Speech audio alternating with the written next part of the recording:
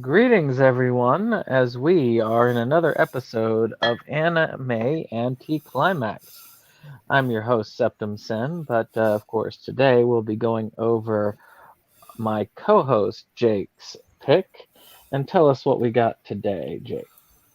All right, we have a little film, a little series from the summer of 2011 that is definitely a unique series in the annals of anime. It is a series by creator and showrunner Kunihiko Ikuhara, who at the time was best known for Revolutionary Girl Utena and a handful of episodes of Sailor Moon, and who would go on to get even weirder with Yurikuma Arashi and, from what I hear, Sarazanmai. Uh, but in this happy medium between weird and totally batshit, we have Mawaru Penguindrum, 24 episode series that focuses primarily on a trio of quote unquote siblings, the Takakura siblings, Himari, Shoma, and Kanba, as well as a young lady with whom they are connected in ways that are not immediately apparent, Ringo Oginome, and a mysterious hat, and the mysterious Penguindrum. All of which are in a series that, in typical Ikuhara fashion, is incredibly stylish, colorful, lots of very pretty imagery, and lots of very weird imagery. Uh, lots of patterns. And yeah, so we will. I can't really give a one sentence plot synopsis because there really isn't one. Basically, the three siblings at the start of the series are a happy family until halfway through the episode, Himari dies, whereupon she is revived by a mysterious hat that orders the brothers to find the Penguindrum. That's your starting point.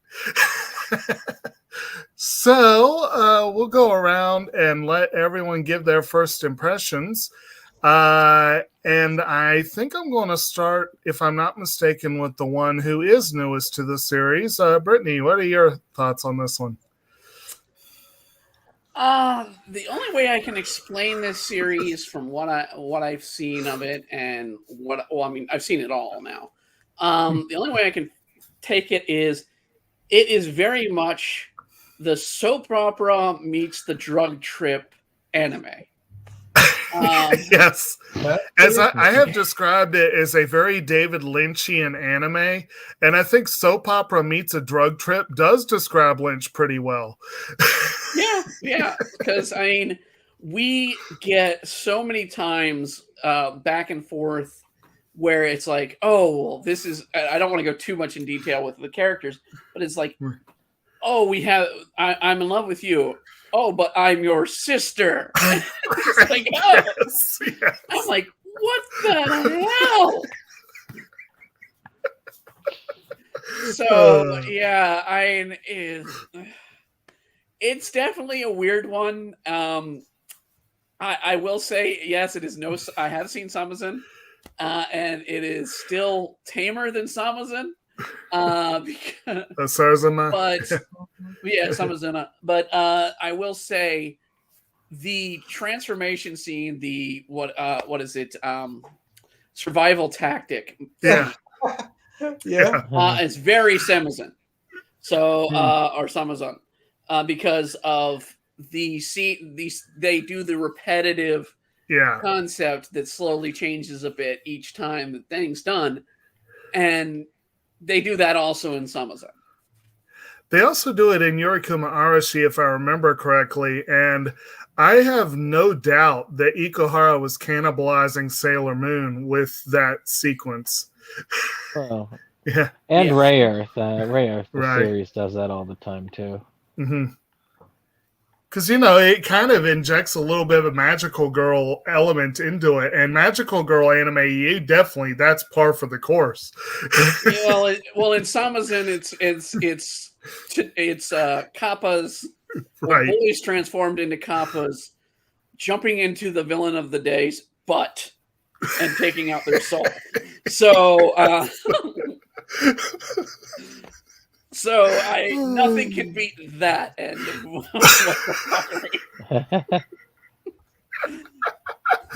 Okay. But this came close. This came close at several things, and we'll get into it more. Okay.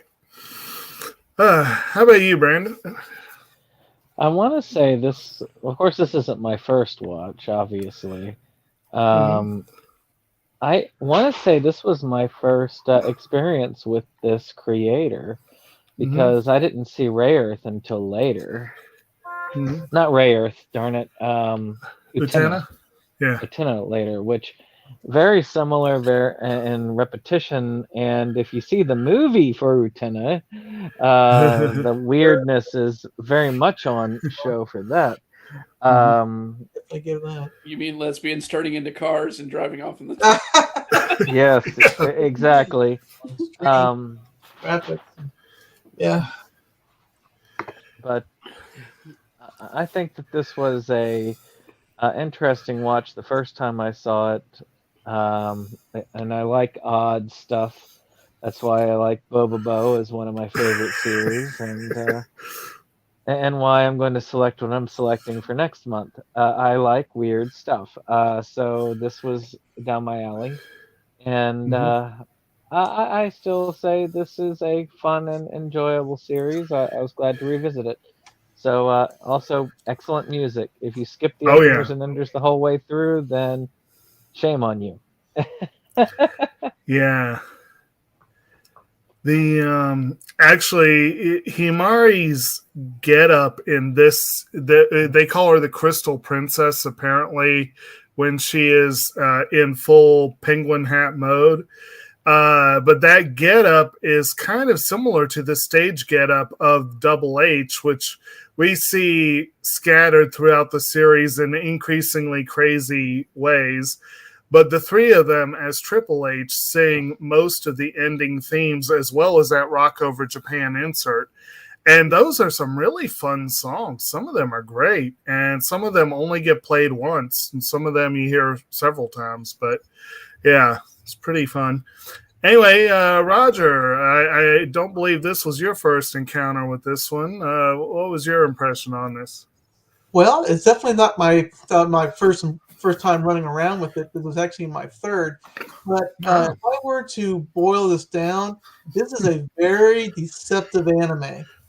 Because at first you think it's going to be one of these family cute things and flowers and hearts and information, throwing out the information. For kids. Definitely not. I really don't think this subject matter, of course we'll talk about it later, it quickly becomes apparent that this is a roller coaster ride of emotion, of information, as well as, of course, being deceptive. Because the beginning is very, very bright, and through the course of the show, it changes dramatically. This is like the first anime I actually wrote notes on. There was just so much information thrown at me and looking at it. And just even after all these times, it's very refreshing. This is probably one of the most unusual animes at this length I've ever seen. The other ones, of course, the Kuma, the Ronai, the bear. Yurikuma Arashi. Yeah, it's very difficult. Yeah.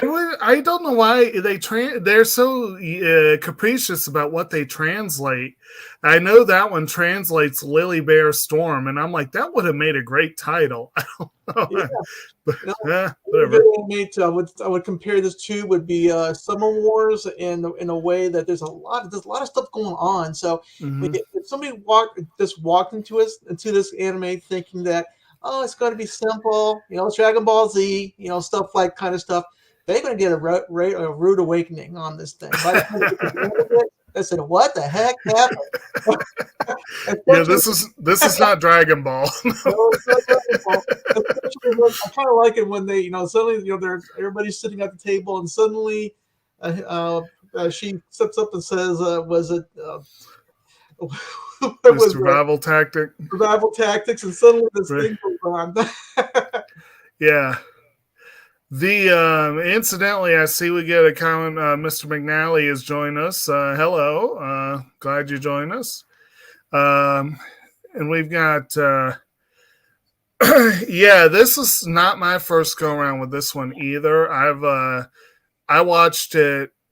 I'm trying to remember the exact circumstances of watching this one. I can't remember. Maybe I might. Did I watch it with you, or did I borrow it and watch it, or? I think you watched it with me because I remember watching it originally as a, what do they call it? I ended up watching it online at first. I don't think I watched it online. I can't remember. I know that it's the weirdest thing because I owned the first half long before I owned the second half. And I watched the first half probably, I really don't even know, 5-6 years ago. But I didn't have the second half. And then I got it. And so it's been, I've had one sitting in my watch section and one sitting in my unwatched section. And it was bugging me. And that was part of the reason I moved this to the front of the line. The main reason was that in October, Dane gave us a David Lynch movie, and I was really hoping to bait him into rejoining us for an anime discussion. But, I really do. The first time I saw this, that was immediately the connection I made. To me, it was a beautiful fever dream, which is the way I tend to look at Mulholland Drive. It actually, when I finally, quote, unlocked Mulholland Drive, when I finally got it, I realized that it was basically a fever dream. And so that's, I think of this as a very Lynchian series. Now, it is brighter and more cheerful at times, but a lot of the tropes are there. The repetition is a trait of Lynch. The idea of a woman with multiple personalities is something that he does frequently. The batshit insanity, the tangents that seem to come out of nowhere and sometimes seem to go nowhere. And honestly, the child broiler feels like something you would see in a David Lynch film. That's there's a lot of craziness there. But it's also, it does get into some really good themes, a lot of important themes, both positive and negative, regarding family and relationships are in the series. And it does cover some interesting ground. And yes, Brittany's point about it being very soap opera does stand. I do agree that it feels a bit like a soap opera. But this was probably my second run through of the full show. I guess I'd seen the first half twice before this. And I started watching it in English. Unfortunately, when I picked this, I knew it would be a stretch to get through the series, but I had this grand design that I was going to watch it in English and Japanese and watch at least the first season of Utena, which I've only ever seen the movie. No, that didn't happen. So I got through this series. Huh? I will say the TV series of Utena is a lot tamer than the movie. I do want to see it. I have it. It's sitting there. The only other thing I have seen, which I did watch on streaming, and I have an unwatched copy sitting on the shelf, so it could be put forward eventually as a choice, is Yorikuma Arashi. I do know that one was not tame. It definitely went into some risque territory. Even though it doesn't really go beyond your average HE series, it probably sounds worse than most of them. But at any rate, I thought it was about time I thought that we brought Ikehara into the conversation, because he is a very influential director. A lot of people do look to him as one of the big anime names, and we will eventually have to touch Sailor Moon and Utena, but I know those are friggin' long series, so who knows how that would. Yeah, even if you're just doing seasons of them, they're long. Yeah, it would be. Yeah, long. We could touch on their movies. Yep. We always could. Anyway, so again, this is a really hard one to really do. I'm not even going to try to do a blow by blow play for this series, because we would be here for hours. Even just trying to cover all the twists and turns and all the, so I'm going to try to basically do, and folks at home, spoilers. I mean, that's a given with these discussions, but this is a show where you get beyond the third or fourth episode and you're going to start getting into real spoilerific territory, especially the second half of the series. So what's that? Can I spoil something that happened ironically with this series? Okay. The character Kanba was played by Ilch Gardilio in English. This individual, of course, the character is the girl-loving 16-year-old. Right. Ilyich got caught with his 16-year-old girl in a sexual relationship. And is no longer in the anime business because of said business. So it's kind of ironic that the guy playing the 16-year-old that has girls going after him at that age got caught with a 16-year-old. Right. Yeah, sometimes you get those interesting art and life sort of deals, and I feel like I did not read that. I know I'd read a couple of things that were kind of interesting. He was a notable actor for ADV for years. He did a couple of Funimation projects. He was a talent as far as the anime industry. But once that came out, his career was over. Yeah, Illich Guardiola. Yeah, and I did get through the first two episodes, and what I saw, it looked like the dub was pretty decent. I probably could have done more if I had the time to do it. Yeah, he was in Maria. Oh, he was in Maria Holic. Okay, that was a fun one there. Angel Beats, the Book of Ventura, Clenad. I would say his most known character was Gojo from the series of what is it? Crap! He played Hayashida in Cromartie High. He played Hayashida in Cromartie High. Yep. Wasn't Hayashida the one with the purple hair? Hayashida was the main character, actually. Oh, he was the main character. Okay. Oh, no, it was the one with purple hair that kept pointing. Okay. He was the one with purple We got to cover Cromartie one of these We will days. have to, yes. I was looking at that off to the side. I'm like, we need to cover Cromartie one time. That'll be good times. But I also want to cover You're Under Arrest third season. Not the first and second, but the third one where they go to America. Okay.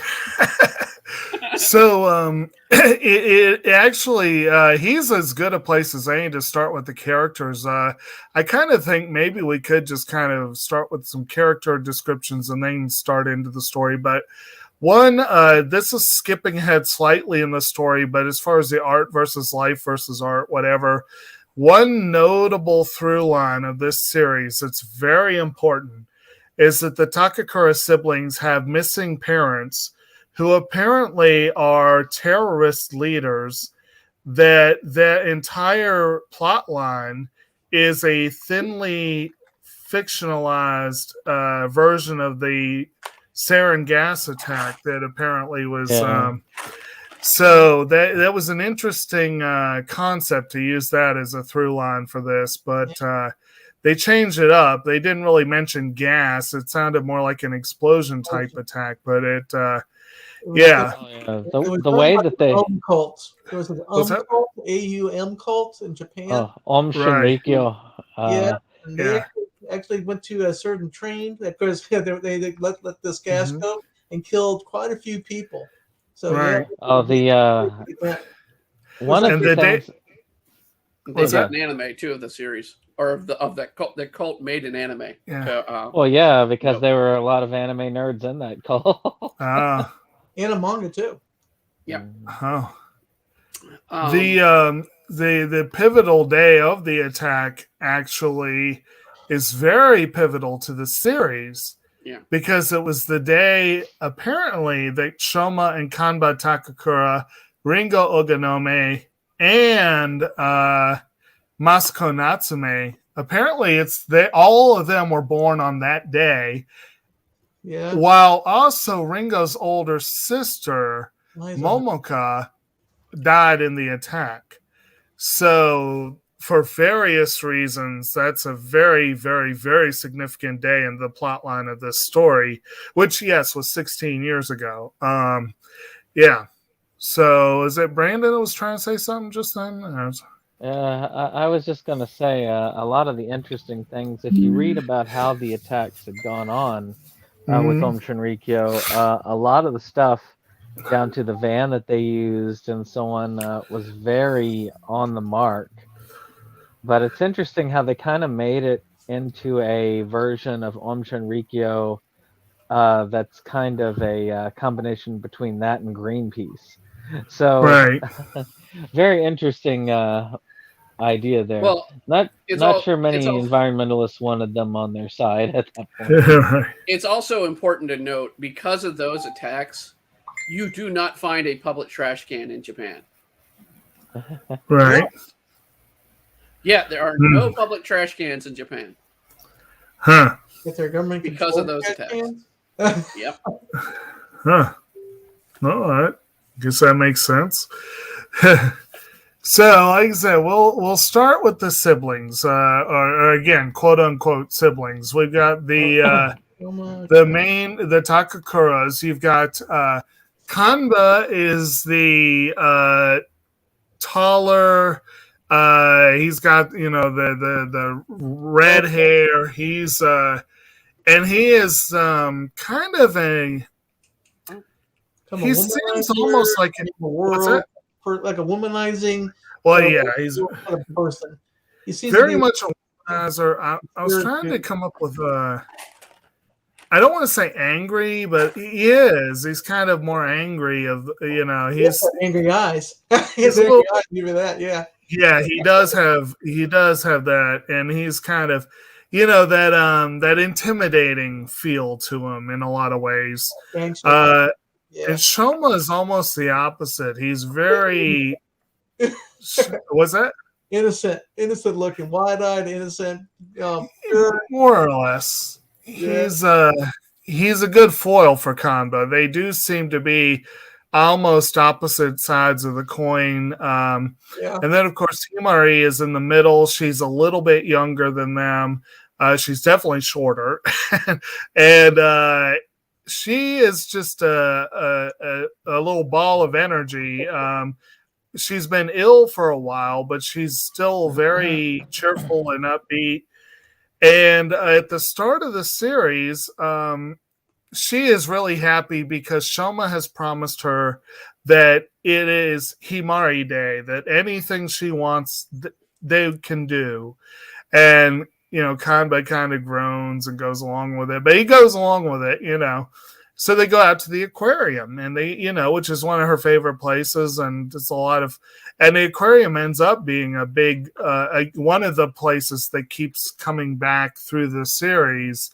Not just Himari, but Ringo is drawn to the aquarium, and eventually you come to find out that the terrorist group has ties to it in some ways. But of course, this also is our first introduction to penguins, which are a major motif in this series in many different ways. And, Himari gets to see the penguins in their enclosure, and then she and Sho go over to the, gift shop, and he finds this weird looking hat that looks kind of like a penguin, but, but she likes it and she wants it, and, so he's going to pay for it. And meanwhile, she's wandered off, and suddenly you hear this, girls collapsed outside. They all go looking, and it's her, and she's collapsed and gets rushed to the hospital where they pronounce her dead. And of course, both of the brothers. This is halfway through the first episode, and you got both brothers disconsolate in grief. Yeah, and as first episode twists go, this one's kind of up there with School Live, and although it's a little earlier in the episode than that one was. And she just dies, and then while they're grieving, suddenly you get the first appearance of the Crystal Princess, where she's like, the survival tactic, and then we get our Magic Girl transformation scene with Rock Over Japan. And it introduces not only all the visuals that you're going to see again and again, and some of the weird, like she's got this weird kind of half idol, half dominatrix getup, and she's, just kind of walking down the stairway, a piece of clothing disappearing every few steps. And meanwhile, the two brothers are in manacles at the bottom of the stairs, and they're like, what? They do that every time someone's introduced to that scene. They have the same spit take reaction, basically. And then, of course, Shoma gets a little mouthy and gets plunged into a pit, which happens pretty much every time he's in that segment. That's like becomes a running gag pretty much. And I think one of the blue penguins does appear in that scene. Yes, the button pusher. After Himari goes home, well, this is where she also tasks them to find the Penguindrums. First time you hear about the Penguindrum. And they go home and they find this package, and they open it up, and it's got these blue egg-shaped things that Sho goes off to school, and when he comes home, he realizes that they now all have penguins that are their... you could call them familiars. You could call them shadows. They're kind of like their other... what's that? They're alter ego companions. They're like alter ego, yeah. And they all look pretty much identical to each other, so except... 1, 2, 3. Yes, I think Kanba, is the one that writes the numbers on them. But Kanba has like a severe look. Like his eyes are kind of... There's a little bit of that intimidating, angry sort of look. And he's got a little bandage on him. And this penguin is constantly going around with mirrors, looking up skirts, looking at dirty magazines, what have you. Shows has no distinguishing features whatsoever, but he's always got a can of bug spray handy, and he's always spraying the roaches, which, like I said, Brandon, I bet you that's probably Kim's favorite. Yeah, but he's always eating, which you find out later. There's a real reason why that's associated with Sho. And then, of course, Himari's has a little bow, and it just hangs out with her and helps her. And for most of the series, when she's sitting there knitting, the penguin's sitting there knitting with her. Or even helping cooking. Yeah. And then eventually we meet another penguin named Esmeralda, and we'll get to that one in a minute. But I don't know. I think the penguins are they're essentially the comic relief throughout most of the series, and they really do add a good bit of. I think they help deflate the tension a lot in certain scenes that could have gotten a lot more. Yeah. What are y'all's thoughts on that? Like, There's more to it too, because they also show a certain amount of sadness towards towards as the show goes on. They have a dual purpose. Yeah. right. I'm reminded of Rumokio Takahashi's statement where she would always put a gag image in a serious mode. And when I was seeing those penguins, I was thinking, well, that's that gag moment while seriousness is going on. Right. Just to sort of lighten the mood. Yeah. Because Takahashi does tend to have characters who are essentially comic relief, even in her more serious works. Yeah. Yeah. And sometimes she lets them get a little too out of control with their humor, but I'm sure. But Ikuhara kind of does the same thing with some of his. But yeah. Speaking of we'll go ahead and mention some of the supporting cast, and I guess since I mentioned Esmeralda, we'll go ahead and mention the woman Masako Natsume, who is an old acquaintance of Kanba, who's basically introduced as she's going around attacking his girlfriends.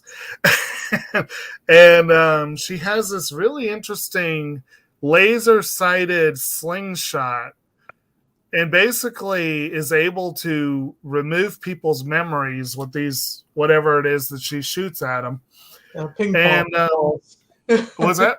Ping pong balls. Pretty much, yeah. And they have the same sort of penguin pattern that you see on things all throughout the series. And she, you eventually come to find out, is the show's token Ojosama character. She is very filthy rich. She is the scion of a family of basically a corporate conglomerate. When you get into her backstory, her grandfather is an example of a character that kind of marries humor and absolute horror in the one and the same, because he is a horrible shit of a person. But the way he's presented actually does give some uncomfortable laughs, I guess you could say. But yeah, what else? Any thoughts on Natsume and her family? I like the story of her and her grandfather. When they get to that, so I mean that was an enjoyable one. I also want her slingshot, for God's sake.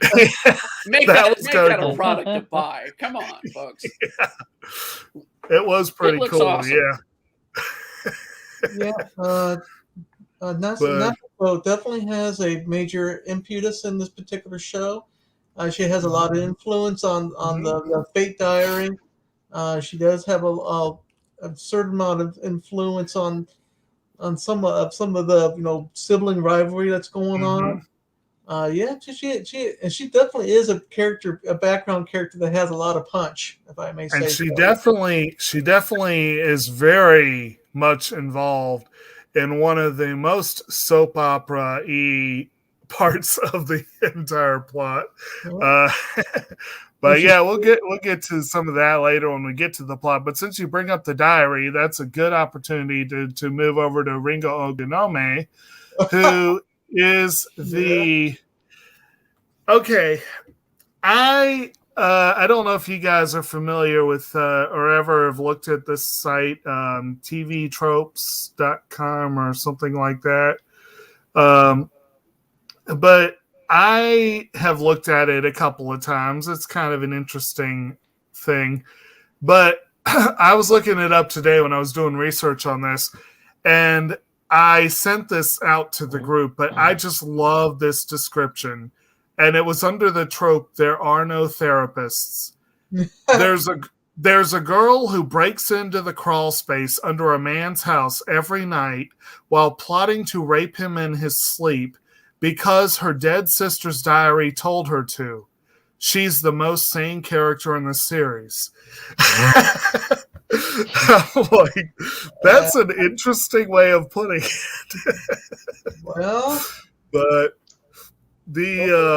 I know, and I know you have thoughts on Ringo, so I'll let you respond to that and then give us your initial thoughts. I really detest the character, but that's more on a personal line. Just because she's such a nasty person overall. She has her reasons and the backstory, but at the same time, she presents herself as very unlikable as far as I'm concerned. But then again, I don't like those types of characters.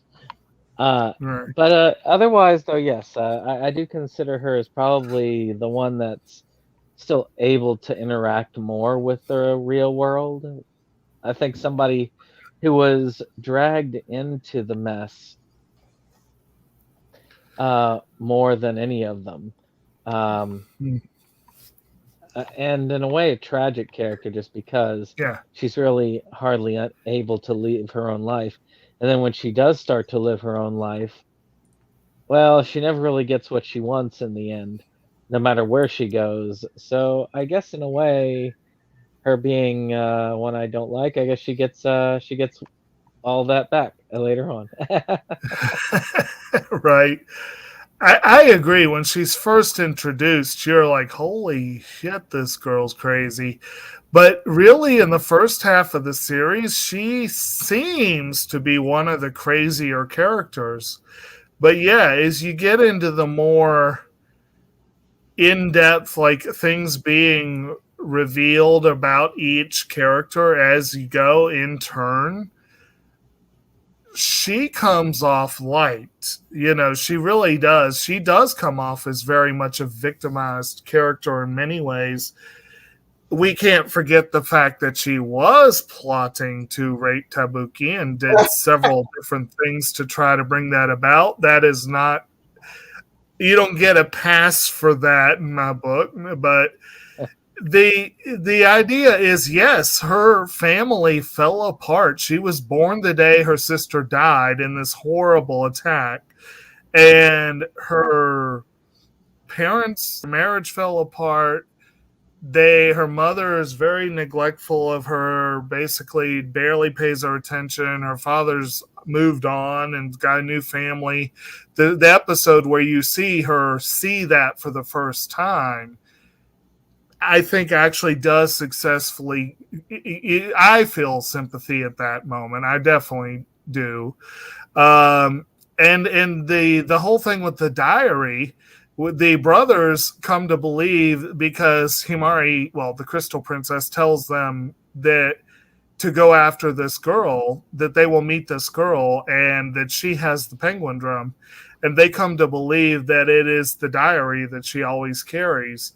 And this diary is what theoretically is leading her to do all these crazy, crazy stuff because she believes that fate is written in the diary. It's her sister's diary. And you come to eventually find out that there is more to the diary than just, her sister actually really did have, I guess you could say, kind of had her finger on the pulse of fate in a way. Most of the other characters, she had the reality stone from Marvel. Essentially, yes. The diary had the power to transfer fate, is what I believe how they worded it, and or transfer destinies or whatever. And Ringo believes that her destiny is written in the book, and she is trying, and she believed because Tabuki had been Momoko's they were tight. They were very, very close. And they were roughly the same age. And, you eventually find out he narrowly missed being killed in the same attack. And, well, that did a number on him. You eventually find out. But he eventually, and this is another reason why the perception on Ringo changes. Tabuki originally, it comes off as this perfectly normal, decent, kind of goofy guy. He's the brother's science teacher. He knows Ringo through a love of bird watching, supposedly. And also, of course, because of her sister, he knew the family. And so, he comes off as this really nice guy. And you eventually realize that he has secrets. What's Ringo, up? Yeah, Ringo's an interesting character because she is, like everybody's saying that she's kind of crazy, but I kind of take it as she's one that carries her emotions on sleeve. She definitely she's been traumatized in the past. She actually have any of she's one of the ones that really wants to have normalcy again. She, in a weird way, she's trying to change fate, but through the diary. But throughout the show, she definitely has been trying from an earlier time to replicate what happened in the diary. She's trying to make something happen. I don't want to give away too much for sure early in the show, but she's definitely trying to make something happen, right? And this is a very important thing. And get her name Ringo is actually the word for apple in Japanese. Right. One of the biggest, probably the biggest symbol other than penguins and Penguindrum is the apple. It's kind of interesting how much of an impact that this particular character has on influence it has on the show. And she likes to use apples in her curry. Yeah, exactly. Honestly, talk about apples. Apples are frequently a staple of fairy tales and other similar stories, and that was a big part of the reason why they wanted to factor them in so heavily. But also, I had not realized this before. I knew about Ringo for some time. That's a similar naming convention. It was used in the Okami-san and her 7 companions, where Red is named Ringo for similar reasons. But apparently, not only is it apple, but they have that weird thing in Japan where sometimes you can read the kanji different ways. That's correct. And supposedly the kanji for Ringo can also read pingu, which is a word they use for penguin. So that is kind of an interesting, that's an interesting thing that they have that going for them too. And of course, like I said, those are like the 2 main motifs that you see. And sometimes you see them combined. You've got that apple with the stamp that has I think it was Kiga or whatever it was, but it's like a penguin, That's the penguin stamp on the apple. So actually see right. it in the post. Right. So then, and I've already mentioned Keiju Tabuki. He, like I said, the teacher. He is engaged to an actress named Yuri Tokikagu, which, it does not take an expert in anything Japanese to recognize her name. And anything Ikuhara, Yuri is not far behind. But yes, but she has a relationship with Tabuki that you have no idea at the beginning how deep it goes. It's more like, how'd this dude end up with this hot actress, and Ringo, of course, sees Yuri as this horrible impediment to her plans, as this big rival. More than an orca. She sees her as an orca. Yes. You could say that. Well, more like I think I know what you mean. That scene where she kind of sees her, and like Tabuki is like yeah. Eats the, What or was? eats the seal and runs away with it. But it was more like, oh, how did I see that worded before? It had more to do with the like she was like I don't know. I'm that works. An orca and a seal, it works. It was something else that worked. Was more tied to the language, but I can't remember what it was. But anyway, and then there's like I think one more I'm trying to think of. Oh, well, you have the mysterious doctor Sanatoshi Watase, who shows up near the end of the first half, but becomes much bigger in the second half. So we'll talk about him later. But he's this basically big B shonen, Basically, right out of horribly untrustworthy. Like you look at him, you're like, this guy, you can't trust this guy. But anyway, influence on the last half of the show. Yeah, definitely. Definitely the evil guy. You can tell from the very beginning that he's up to no good. Yeah, absolutely. So before I start along the track of the plot, does anyone have anything else they want to say up front about the characters, or like initial or early scenes or whatever that, like first episode or what have you? Yes, there is more to it. Just about every character has some sort of dual or triple meaning to it. Down to the hair color, to what their names are, everything has something. There's not a mystery. There's not a coincidence that the one guy has a red hair and the other guy has blue hair. Everything has something to do with like I said, with life, death, or the heart, or apples, or something like that. So, right. It's something, it's pretty deep, and the more you dig into the show, I must admit I didn't do a heck of a lot of digging, but quickly there's a lot of information been thrown at that normal watcher that the first watch through won't be too as informative as the second or third one. So this show definitely needs to be watched a couple times. Okay. Oh yeah. My first impression, and it came sort of true through the end of it. When I watched the first episode, I was like, "Oh no, is it going to be one of those shows?" And what I mean by one of those shows, are the boys going to fall in love with the sister? And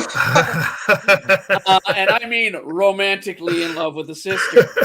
And too late for that first episode. yeah. And sadly, it kind of does, but with the twists and turns that they go about it, right? Kind of a reverse relationship kind of thing when you think about it. From when you learn at the end of the show, it has been a reverse kind of relationship. Going from extreme love to this normalcy.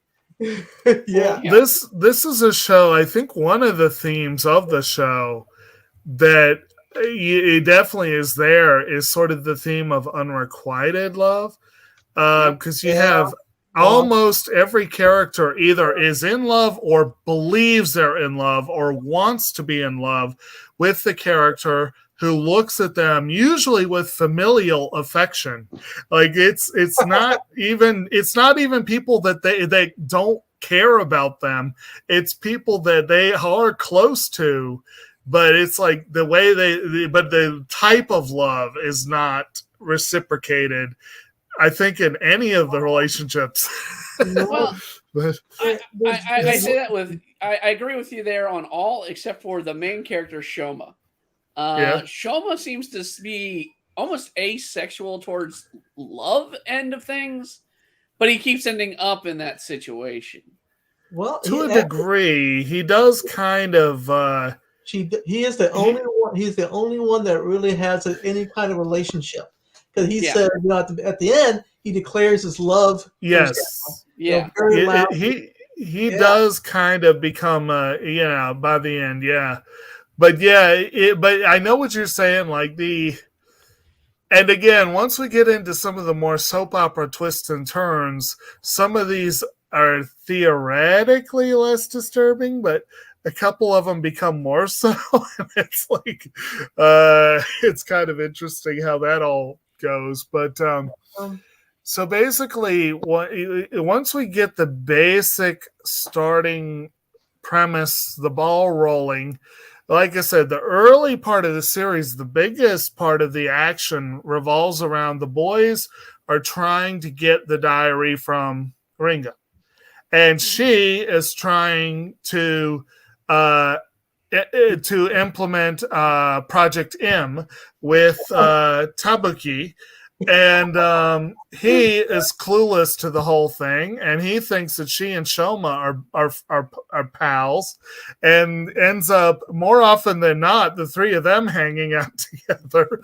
And meanwhile, Kanba keeps putting Shoma in all these awkward positions, and he's like, "Oh, I'm taking care of my end of it." And eventually, you find out what his end of it really is, but it's he's kind of foisting all the embarrassing parts on Shoma. And then, meanwhile, like I said, you meet Yuri, and you find out about her rivalry. You do have this really fun early episode where Ringo is really letting her imagination run away with her. You have all these... What's that? The princess. She thinks but all the like cutout sequences and whatever, the sort of like a puppet thing. Yeah, exactly. Which I found it interesting that essentially her dreams were a puppet show. So those were really well done scenes. I did like the artistry behind it. I thought it was really cool. Mm-hmm. Yeah, it was kind of fun. And somewhere in there, Yuri gets to sing this song that's like, "Oh, Paris" or something like that. And it's like this horribly overblown melodramatic song, but it does sound good. Yuri is voiced by Mamiko Noto, and Noto is a very gifted singer, as well as voice actress. So that was... I'm going to be talking about the Japanese actors because, again, that's mostly what I watched. But there are some notable members of the cast, but that was one of the bigger ones. And that's one of the... I think that was the only time you actually get a proper in-show performance. Actually, I think Double H does an in-show performance at one point, if I remember correctly. But that comes on. What's that? Mostly on TV, kind of like right. They did have on a TV. That, ironically, the Double H people were all on the advertisements on the trains. Yeah. Yes, and that's one of my favorite running gags in the series. Actually, is you frequently have characters on the train, on the subway. It's a frequent thing, usually at least once an episode. And you always see these PSAs going over the on the train, and it's the girls of Double H. You got Hibari Isora and Hikari Utada, and they were childhood friends. You eventually come to find out of Himari Takakura, and the three of them were going to be Triple H. But when Himari got sick, they became Double H. From what I understand, the two of them are a very thinly veiled representations of actual singers. And but they do all these PSAs, which at first start off very innocuous, just the kind of thing you'd expect to see on a PSA on the train. But then later you got this one where there's like this guy who they've bound up and they're whipping and all this kind of stuff. And it's like, where did that come from? And, it's kind of interesting there. There are a lot of gags throughout the series that sight gags, but also just, again, one of the things that they did a lot as well in Yorikuma Arashi, and from what I understand they do in most of Ikuhara's work, is he just has recurring visuals. It's a very frequent thing with him. He does recurring visuals. They're patterns, they're gags, they're background characters. But you see, if you look, you'll see a lot of things repeated, not necessarily in a distracting way, just kind of it's sort of an interesting through line for the series, I think. And like, I think, one of them that's weird in this one that I guess it could be good or bad depending on your way of looking at it, is like most of the crowd scenes, the people are just shown as these flat silhouettes, basically. Yeah, sort of like you would see on a bathroom stall or something, and not even, what's that? They're basically curtains. They're not there for. They're only there for show and nothing to talk about. Essentially, an interesting gag was how the penguins can't be seen, right? So they they strap on a one particular scene. I remember they strap on a camera and a headset, and they tell the penguins to invade the girls' dorm.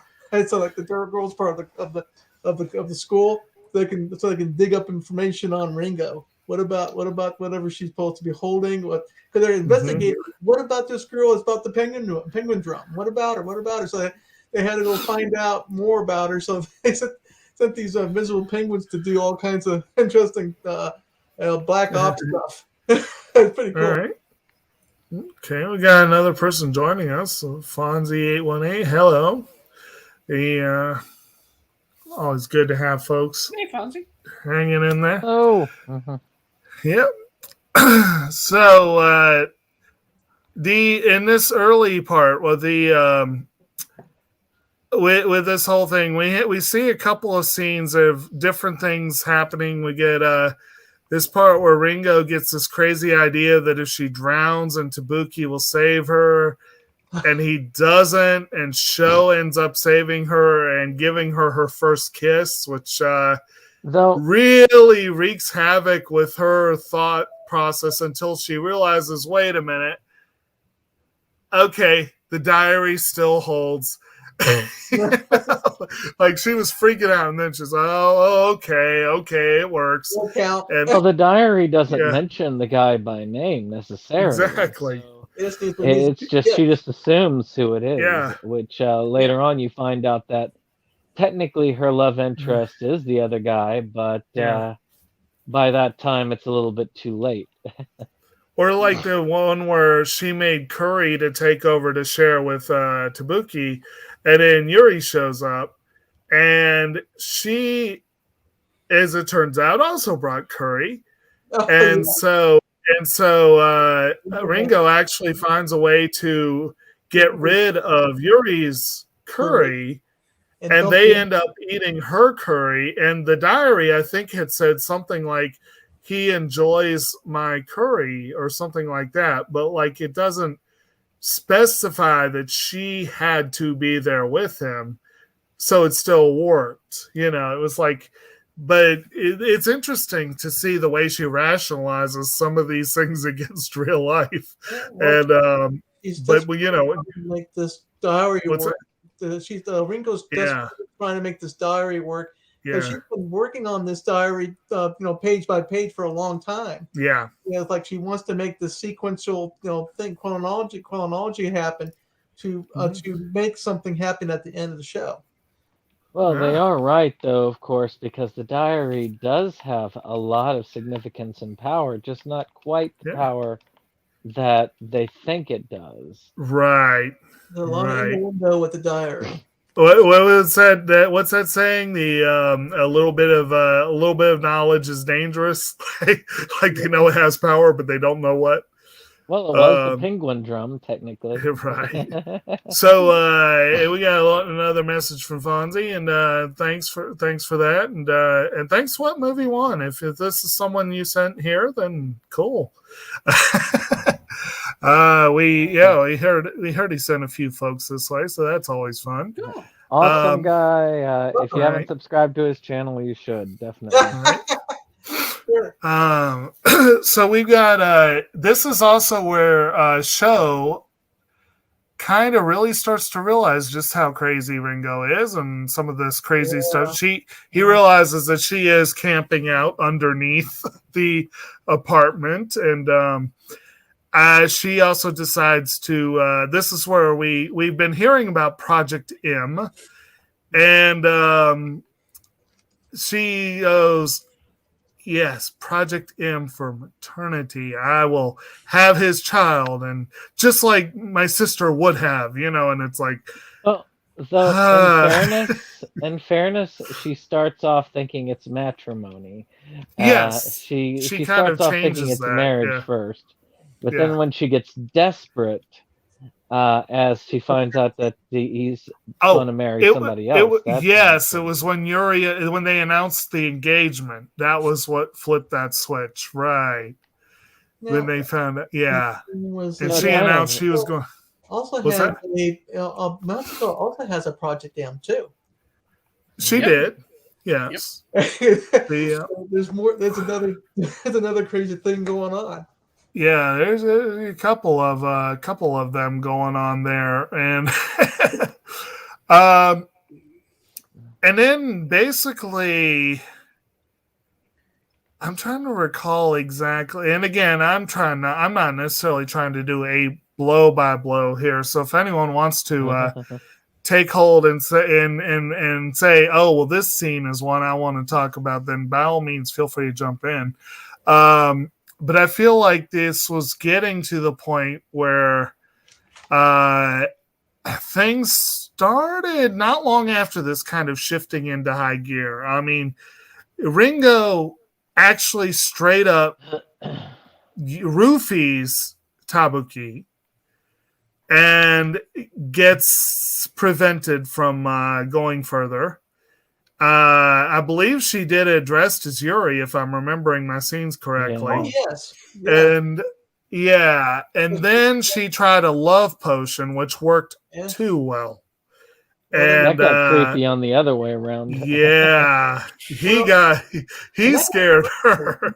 And stuff is a weird thing because they took this toad, they had a male toad, and they did a certain sequence with putting the toad on the back of a guy. He pulls to make the toad sweat. They make a potion out of it, and then he'll try to make sure that the other person drinks it, and now that person will fall in love. And there's a girl toad too, like the variant of it. Right. More devastating. Well, I mean, the scene where she kind of gets ready to have her way with him, I don't know why, but it reminds me a lot of. There was a scene in a movie called Super, where you had Ellen Page in it, and she pretty much straight out rapes the guy. Yeah, she's the sidekick to the character that Rainn Wilson is playing, and it's like I do not ever want to go on record as saying rape is funny, but that scene still it was very uncomfortable laughter, but there was laughter involved because she's so much smaller than he is. But yes, that was a similar example of that character was straight up psychotic and took things a little far. It was just surreal. I was watching it for the third time. I was looking. I said, "This girl's going to try taking his virginity, whatever she's going to try to take it." And she dressed up as a lady. She just went to the yards. If certain things didn't happen in a certain way, then my God. I think it was. Am I remembering correctly? I want to say it was after. Was it after the first instance where she roofied him, or after the actual love potion encounter? It was after the love potion. When she ends up getting in a fight with Sho and losing hold of the diary, and that's way later. That's way later in the show. That was okay. So that was later then. Okay, so she was still at it then, and she. he got fed up with it. She lost the diary down down to the street below.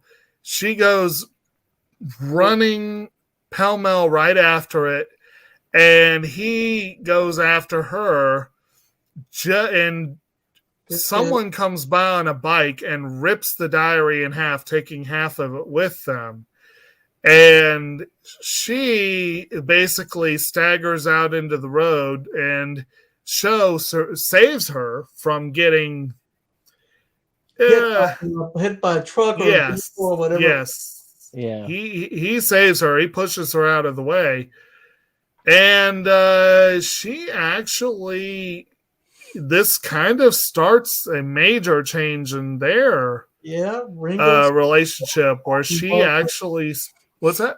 I think that at that point Ringo starts falling in love with Shoma, because he was sacrificing his life, and she started to with concern for him. He starts visiting more. Mm-hmm. Yeah, she basically stays at the hospital until he wakes up. But she's kind of scared. If I remember correctly, Himari was the one that kind of was like, no, go in and, talk to him, But this, of course, is also where Kanba realizes, wait a minute, the diary's been compromised, and they still think the diary is what they're after. They still think it's the Penguindrum, and the Crystal Princess does tell him to find that diary. Right. She tells them that you got to find the Penguindrum, and she tells them to find the diary. Right.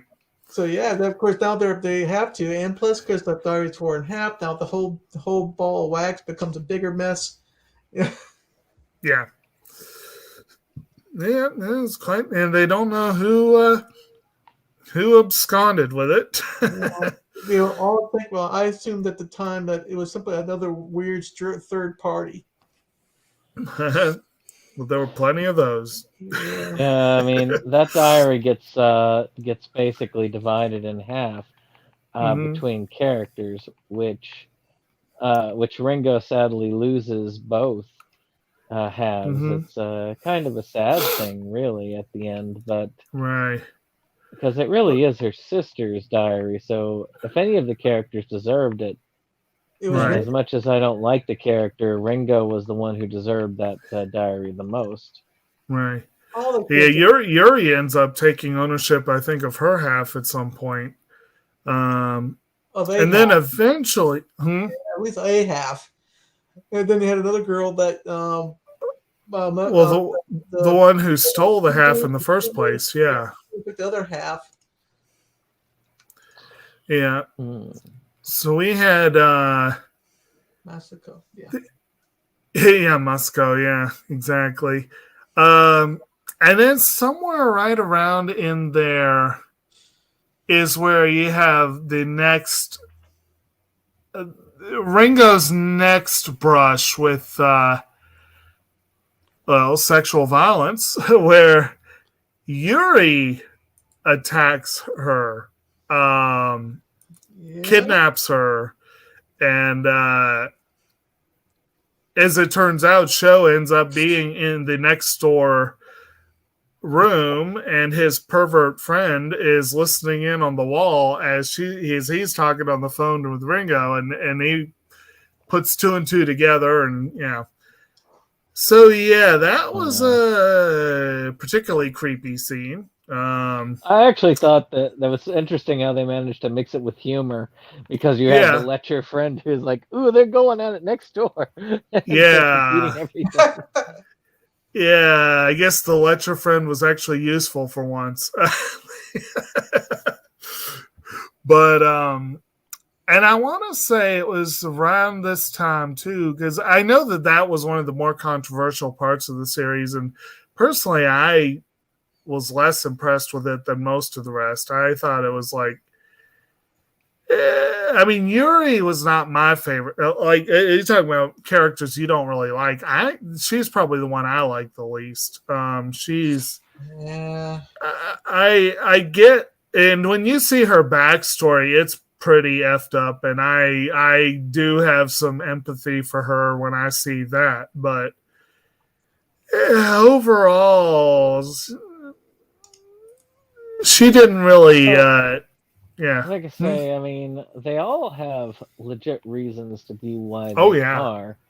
But like Ringo, like this character, it doesn't necessarily give them a complete pass for No, who it they doesn't. are.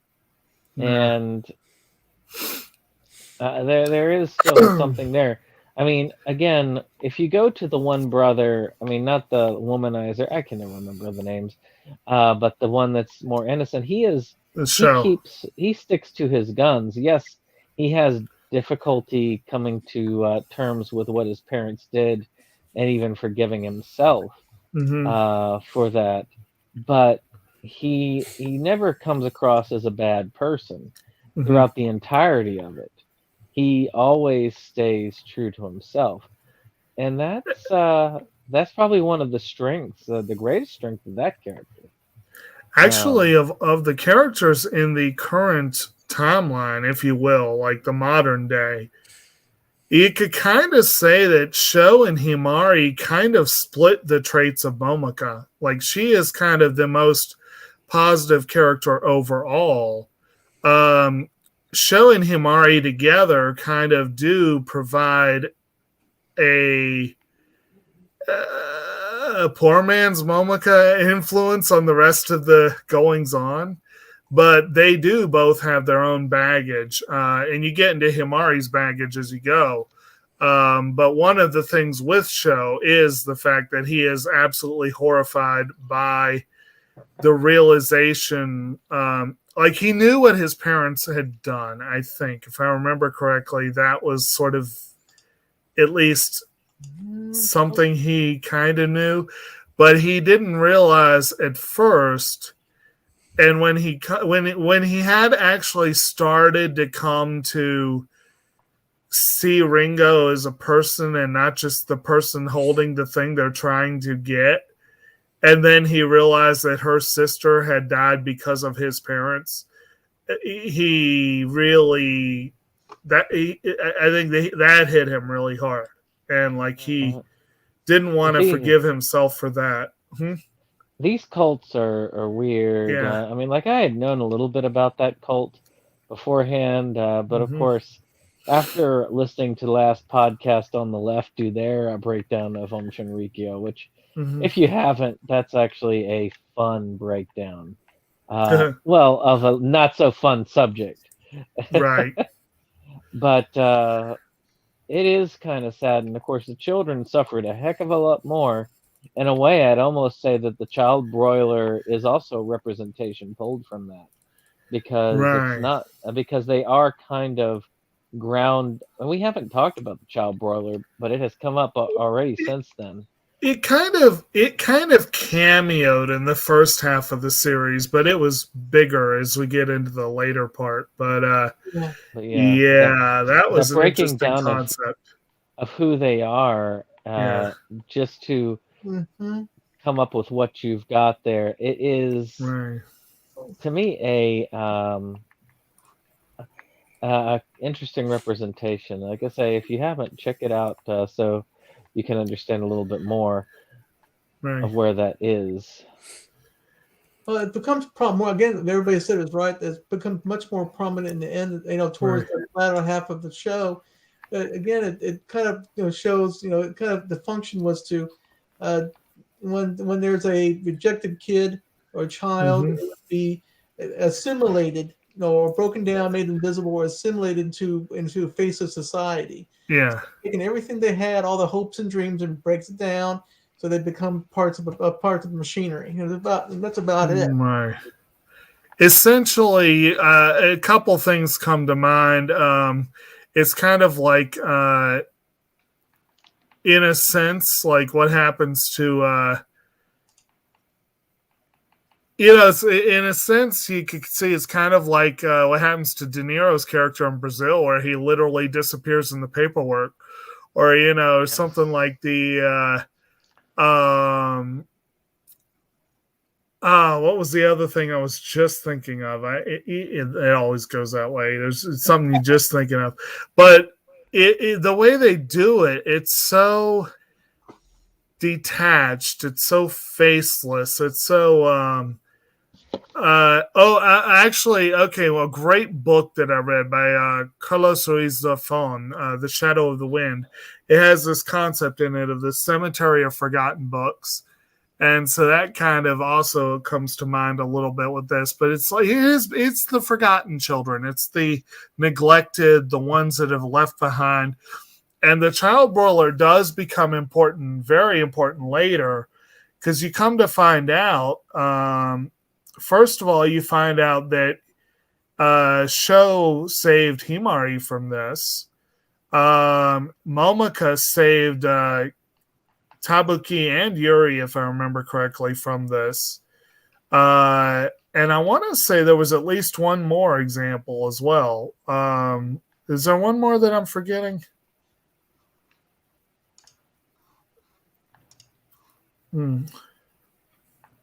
Anyway.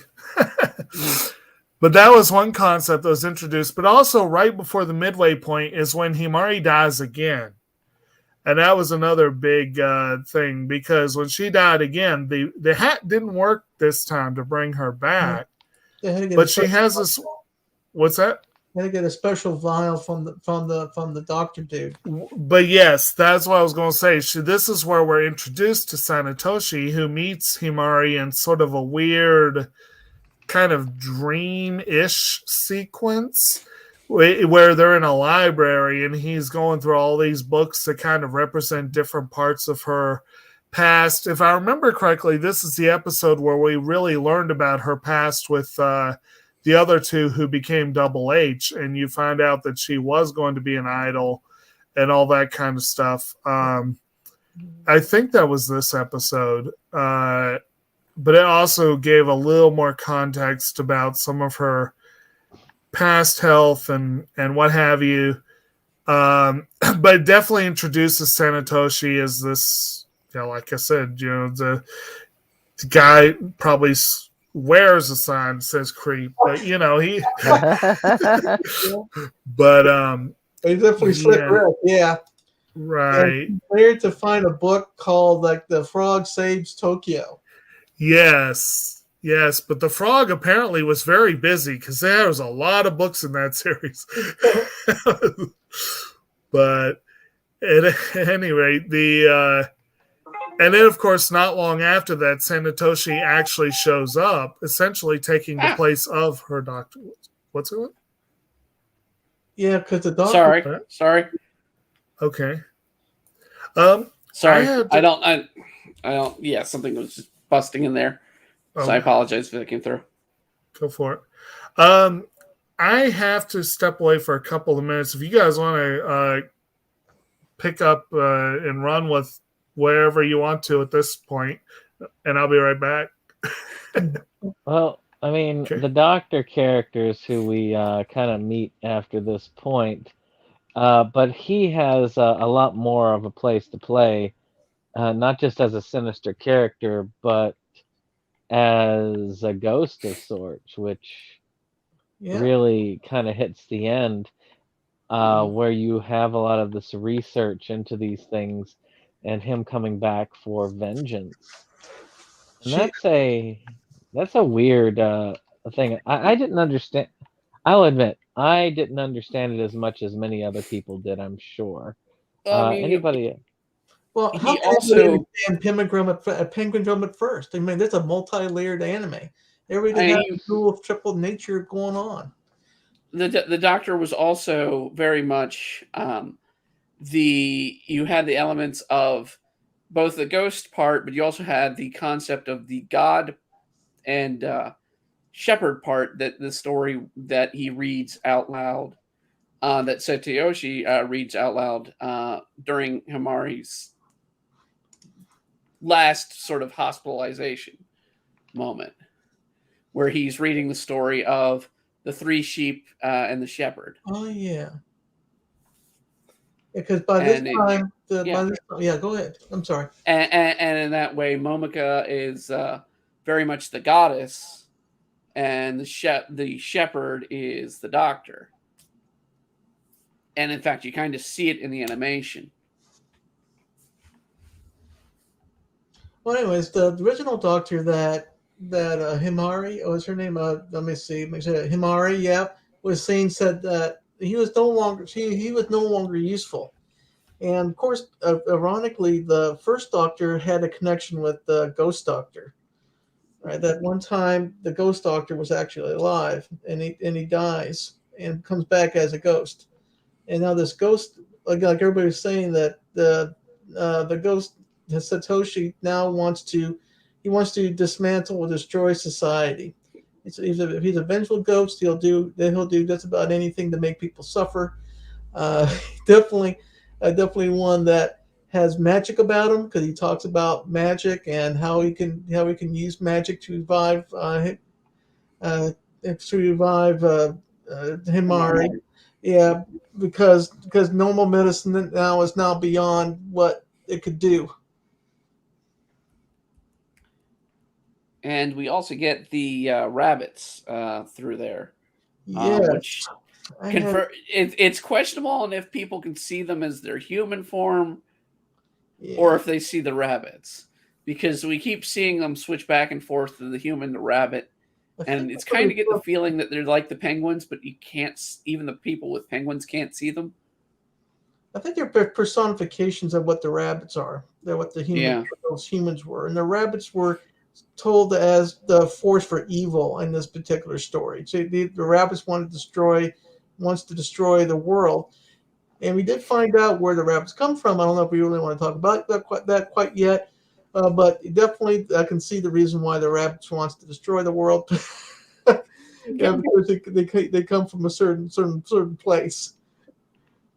I did want to say one other thing I found sort of researching while you guys were chatting earlier.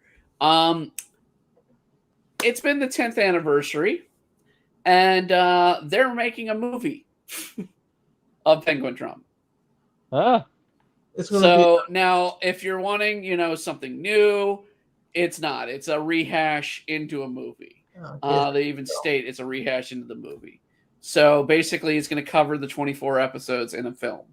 But it was announced apparently literally in March this year. So, yeah. Now, is it going to be as batshit as the I don't know. Being a movie, they can take more leeway, but yeah. This is a great opportunity to do for this.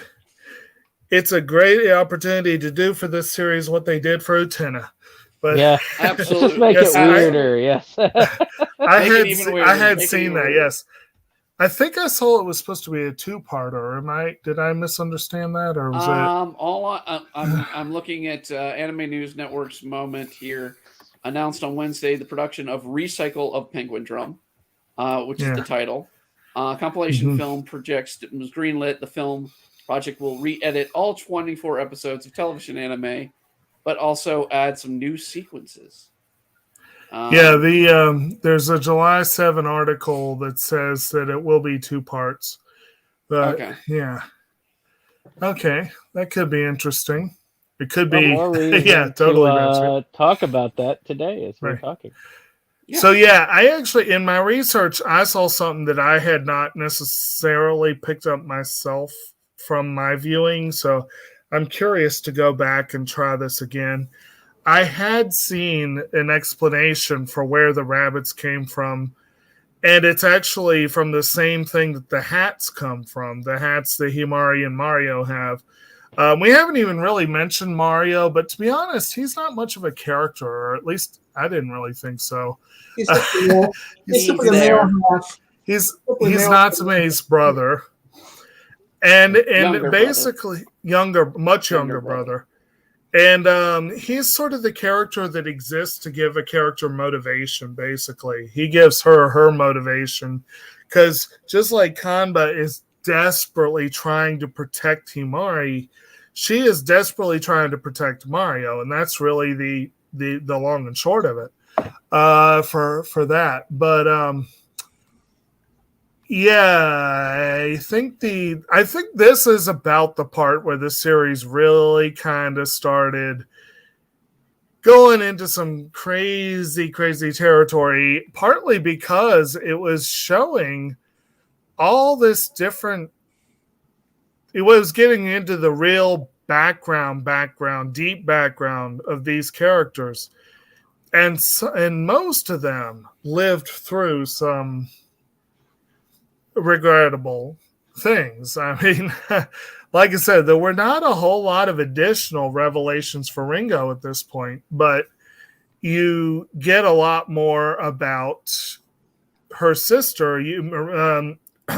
Momika actually becomes a character in the series instead of just a figure who's talked about through the flashbacks for the Yuri and Tabuki. Where Keiju, where you come to find out that who incidentally Keiju is voiced by Akira Ishida, who is a very, very talented actor. So I always like seeing him, and Yui Horie as Masako. So those are, for me, those is like some big ones. And Momika is Aki Toyosaki. So that was a nice little touch there. She comes in and basically Keiju, you find out, used to be a gifted pianist, but he could have done better. And then his mother had another kid who was better, and he no longer mattered. That's pretty much it. Keiji is thrown into the child roller. Yes. Yep. He is the third person. I believe he did he injure him? Did he injure his own hand or did she do it? I can't remember. He injures his own hand to try to break out of his own terrible fate of being not loved by his mother. His mother only loved talent, and he didn't have the talent enough to have her attention. So he tried to get rid of her. He said his life was in a cage that was rusted over. He was trapped in this cage. He couldn't get out, so he tried to get out of it, but it wildly backfired. Because now his mother didn't want him, and she throws him to the child roller. Yeah. And then, of course, again, Momika saved him. And for her part, Yuri she had an interesting backstory. Her father is this famous artist. And famous artist, a sculptor. I had to both cringe and rage and fury at the art that he did. Right. Because if he was a famous artist, he was copying off a lot of artists. Yeah. Yes, he was a famous plagiarist. but basically, he believed wholeheartedly, it seems, that only beauty matters. That if something is not beautiful, it's ugly. And he tells his little girl straight up, and you are ugly. And then he's like, I cannot love you because you are ugly, but if you will let me, I may be able to love you. And so you there's all this suggestion about what's actually happening, but you see him get out his chisel, and then the next scene she's wearing bandages somewhere new. And it's like, whatever he's doing, it's not pleasant. No, it's not. And so one of the reasons for her acting the way she does as the series goes on is you come to realize this woman that everyone thinks is this gorgeous woman, but she has apparently no self-worth there, no sense of yourself. So that one was that was one of the backstories that really, like, I agree with you, a little bit cringy there, but makes you think and makes you wonder. But you also find out that Himari was in the child broiler because she had been all but abandoned. And I'm trying to remember the particular circumstances of that. It was her mom, I think, just ran off. Right. Yeah. She was basically just literally abandoned, if I remember correctly. And it was, and she was essentially a neighbor-ish to the Takakuras. And Sho basically said, well, he was going and spending time with her, and it helped her feel better. It helped pick her up, and they formed a bond that was very close. But then she gave up and ended up in the child broiler, and he went and saved her and basically got her added to the family. Well, they formed a bond, particularly over raising a cat. Yes. That was in the garbage, and the cat got crushed by the garbage compactor. Yes. Which was, when that scene played, my mouth dropped. I was like, oh my God. It's a hard watch. The heartbreak there. It's a hard watch for that. Mm-hmm. Yeah. It's like there was this scene put up by management saying, you all are ignoring our rules about taking care of animals and whatever. And then they don't really show anything happening to the cat, but the implication is, it was, yeah, and that kind of, I think, pushed her over the edge a bit. She was not, well, as I imagine it would with any young child. But yeah, she's brought into the family. You come to find out, and this, of course, does follow the revelation that they were not blood relations. This is kind of leaked out over a couple of episodes. You see a couple of different, she, I think, tells Ringo herself that they're just, because, meanwhile, one of the things going on is that Himari and Ringo become very good friends. And they kind of end up hanging out all the time. Each other. Was that? They like cooking with each other. Oh yeah, definitely. And it seems like they do a lot of learning and back. And actually, there's a lot of that with the guys too, which is interesting. The show is introduced right away as someone who's very talented as a cook. But you eventually find out Kanba is a good cook too. And so there actually is a lot of back and forth in their little family unit. And Ringo just kind of fits right in a way. It's kind of fun. How? I mean, they even have, even cooking is one of the ways they apologize to one another. Right. They make cabbage rolls. Even the one who can't cook has learned how to do that because that's their way of atonement. Right. Yeah. And like curry too. Curry had a good in the show.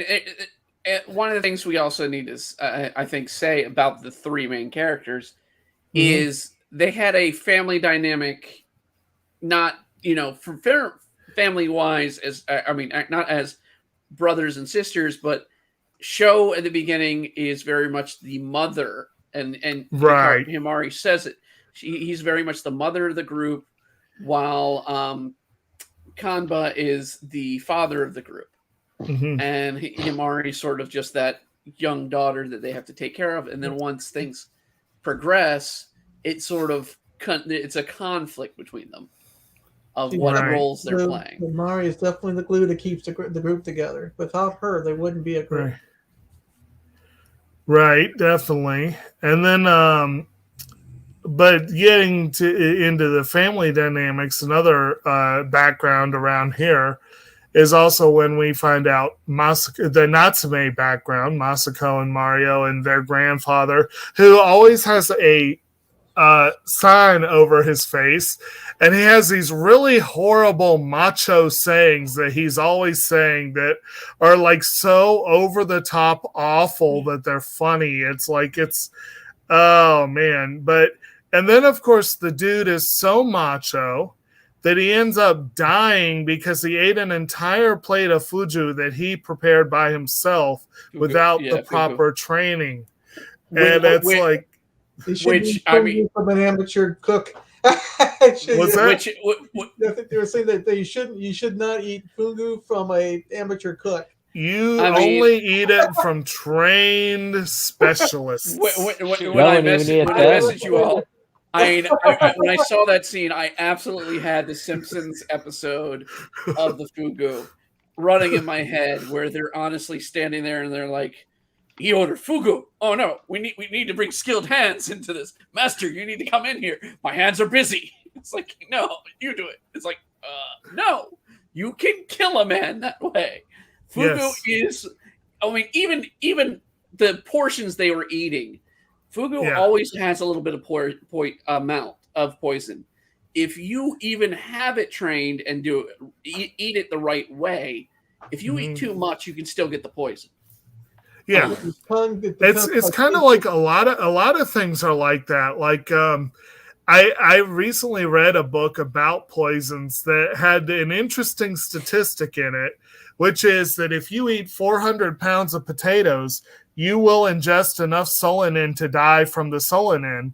Now, of course, the caveat to that is, how in the hell are you going to eat 400 pounds of potatoes without dying first? You might die eating the 400 pounds of it. Exactly.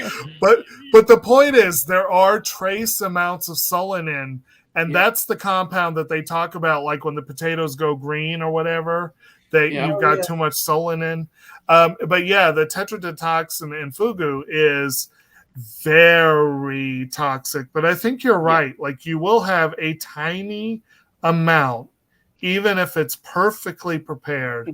But yes, the proportions they were looking at, that was like, that would be enough to not, that if it was like regular tuna plate, that'd be enough to knock most people on their ass.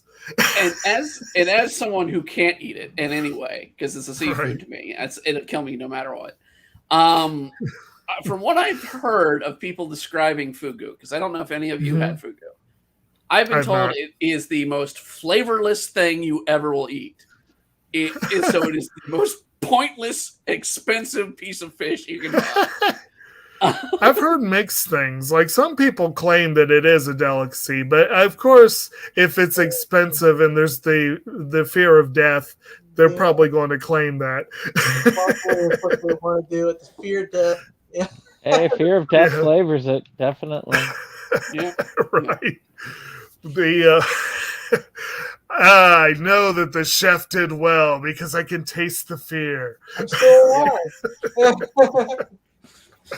But yes, that whole scene, it kind of cracked me up the first time I saw it. I was like, what a dumbass. Well, I mean, it's also disturbing if you're looking at the all of the stuff beforehand. Right. Yeah, or she's trying to kill him, and she wakes up and he's alive. She kills him of his dreams. It's just constantly death after death after death. Yeah, and that was actually one of the. It was one of the more repetitive episodes because they kept doing that. She wakes up from a dream bit. But on the other hand, it was in a very dark, morbid, almost sadistic sort of way. It actually was a pretty damn funny episode. Yeah. But it really did, though, show that she did have a rough background. It was nothing compared to some of the other characters, but you can understand some of her motivations too. I mean, just about all the characters, you can understand their motivations, just maybe not their execution of said motivations. But yes, the way that her young mind was imagining all of these different things, that was and then you always had this one dude yell out in English that like the guy was dying or something. I don't know if it was different in the sub. In the dub that I was listening to, it did not seem. It made me question on if did she really dream it or did the grandfather really survive all this? And she just wakes up and it's basically I screwed up. I need to keep going and try it again. And it's just, she keeps thinking it's a dream, but the grandfather's like, no, I'm just resisting it all. That's actually a possibility, I think. Yeah. I think, honestly, with a show like this, there are very few things that I think you can declare definitively that this is it. You know what I mean? Because they're intended to be, well, yeah. So, so yeah, we've gotten through all those, but then we also get into Kanba's backstory, and this is where we come to realize some of the more interesting twists. First of all, that her now, I guess as I understood it, his father is actually Masako and Mario's father. And she kept writing messages to her father, or in her mind, she would narrate these messages to her father: when you come back, when you return. But you come to find out, yeah, he ain't coming back because he's dead. Yeah. And Kanba, meanwhile, had gone with him, but ended up getting adopted into the Takakura family instead. And I don't remember all the specifics of that, to be honest. That was a part that I watched late at night, and I just, but it was, I feel like it was sort of, they had been acquaintances, and Kanba and Sho were already becoming pretty close, and they decided that he is just going to stay with them. Like, Brittany, you look like you have something to throw in there.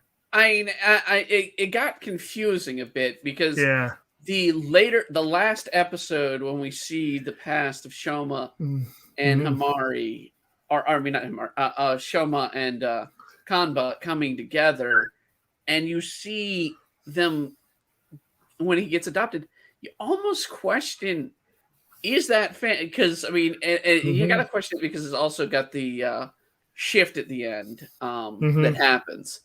Are they truly the children of who they say they are?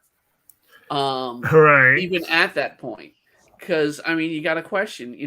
They were adopted into this family, but are they truly those children?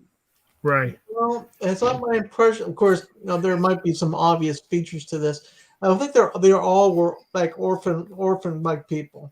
They lost their parents. Their parents disappeared. They both they escaped from the child broiler. Now they live in a house that they appropriated. And now the red-headed guy, his parents were terrorists. The blue-headed guy, I'm still confused on what. Shoma has blue hair and Kanba's red. Yeah, but then they were trapped in those cages also, which right? Another thing that I wasn't quite sure about. And that was another thing, and that's where you come to find out. That's why Penguin number 2 is a glutton, probably because Sho had been starved when he was younger. But I was a little unclear. Like, from what I understand, I think Sho was the actual child of Kenzan and Chiemi Takakura, but it's really kind of, it does make you wonder. And one of the things that really makes you wonder about it is that Sho doesn't really necessarily look like either one, whereas Himari does kind of favor Chiemi, and Kanba does kind of favor Kenzan, so they're kind of and incidentally their parents, I have to throw out, Kenzan is voiced by Takahito Koyasu, and I recognize Kiemi because she was Kikuko Inoue, and I always recognize her a mile away. She is a very distinctive voice, and that to me just adds a whole great bit of nuance to those characters, because Inoue tends to play very motherly characters, very caring characters, very kind characters. So the idea of her being like the head of this terrorist cell or the second in command, I just found that really intriguing. Koyasu tends to play a more colorful assortment. So now take it what you will. The Wikipedia article here that describes the characters. It does say Shoma is the only biological member of the Takakura family. Right. I think I'd probably seen that too. I did look at the wiki article, but I looked at a couple other things too. But the blue-headed guy was the people, and the red-headed guy was the brother to the Natsume. Natsumi. Yeah, there's a bunch of misses here. It's a bunch of stuff. And you know what? I just remembered one random thing I'm going to throw out that I think we forgot. We talked about the penguins earlier, and we did mention Esmeralda, Natsume's. What we didn't, I don't think we mentioned, was that Esmeralda is very, very, very, very aggressively amorous toward Penguin number 1. And that does lead to some interesting. What's that? They love each other, apparently. Or at least she loves. Well, it's like he's sitting there with his porn cards, and then she shows him all these pictures of her, and it's like all this, and things like that, you know. And then I don't know. It just it was an interest. Again, the penguins were a lot of fun. She's also a different type of penguin. Yes, she looks very different. Well, I mean, she's based more off of an emperor penguin look, and the other ones I don't know which type. With the spiky crest, I think more like a rockhopper kind of penguin, Maybe. And the others are probably more like just basic Gentoo or Adelaide penguins. Kind of, I want to say it's the Adelaide is the basic generic kind of Antarctic penguin. They're not closely modeled on any, and the ones they see at the zoo, I actually think might have been Galapagos or Magellan, one of the South American ones, because they have a similar look. Yeah, they were the lighter furred type of penguin. Right. They live in cold climates. They live in warmer climates. Right. Let me think. Well, despite it all, Pen is always going to be the best penguin. Yeah, well, those hot spring penguins are kind of hard to go about doing. But yeah. But you're right. Anyway, the crested penguins and maybe the ones they see are Galapagos because I can see the way they look. Okay. So where are we we're getting pretty close on the plot. We've gotten to the part where one thing I don't know that we really mentioned all that much is that after Himari dies the second time and Sanetoshi gets involved, he has this medicine that supposedly will work very well to keep her going for a price and for a while. But not permanently. Mm-hmm. And it does. It has to increase also has to increase the dose too. Yeah. Well, I mean, it's typical medicine. When you take medicine for long periods, your body's going to adapt to it, and eventually you might have to get it increased, or your body is going to start to wear down, especially when you're in serious health conditions. And it's magical too. He mentions it as being a princess kiss that can awaken the sleeping princess, and it's the only thing that's keeping her from dying. Because the hat is not really working anymore at this point. It's not really working, and now the medicine is, but for a price.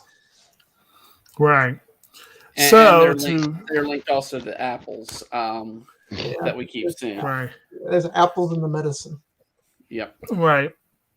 And so to meet said price, this is where Kanba really ramps up his association that you kind of get the impression he's had it all along, but he definitely gets his association increased with the organization that his parents had belonged to. He starts it to save their home from eviction, right, and then moves from there. right. And so meanwhile, they had that leads to increasing darkness on Kanba's story arc. Like he becomes more. I think someone mentioned there was more tension in the household. Like him and Sho start fighting a lot more, having more tension generally. Yeah. Sho doesn't feel comfortable with where he thinks this is going. There's a reporter snooping around who's trying to say that was that? Yeah, that report is starting. The report to start to spread pure misery in the grid. Right. And of course, the reporter doesn't last long. And then before you get the total break with the family, you get the break from, shall we say, from reality or whatever for Keiju Takakura. Dang it! Now I'm Takabuki. That guy, Tabuki, that guy, where he basically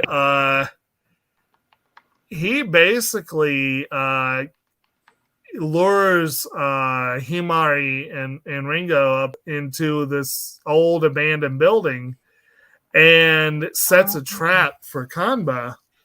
And well, he just about done lost in this scene. I mean, he is he is basically, he clearly blames the Takakuras for Momoka's death and decides to mete out punishment to, and he risks Himari's life in a I don't know what you would call it. It was a crane, I guess, a crane operated container she's sitting in, and he's slowly blowing the cables one at a time. Right. And this leads to he's threatening Kanba to get him to make his dad show. And this is before we learned that dad and mom are dead. They've been dead for a while. Another interesting reveal where we come to question one of the characters' sanity, but that was he's trying to get the father to show up so that he can, properly punish the one that really, really needs to be punished, but he's willing to settle for the children if need be. And basically, this is where Kanba kind of, I guess you could say, he kind of lets it all out in terms of like how attached he really is to Himari. He is ready to give up everything to save her. And she is willing to sacrifice herself to keep him from sacrificing himself. And it's kind of an intense scene there.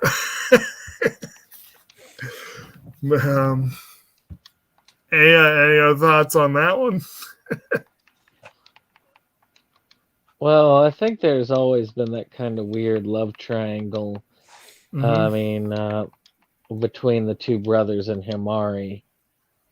It's a very awkward one because of the brother and sister angle. But hey, I guess like any type of porno, you always have the stepbrother, right? Well, I mean, it's very much, and I hate to say it, is very much a Japanese thing to have the what we would call the Alabaman relationship between siblings. Whoa.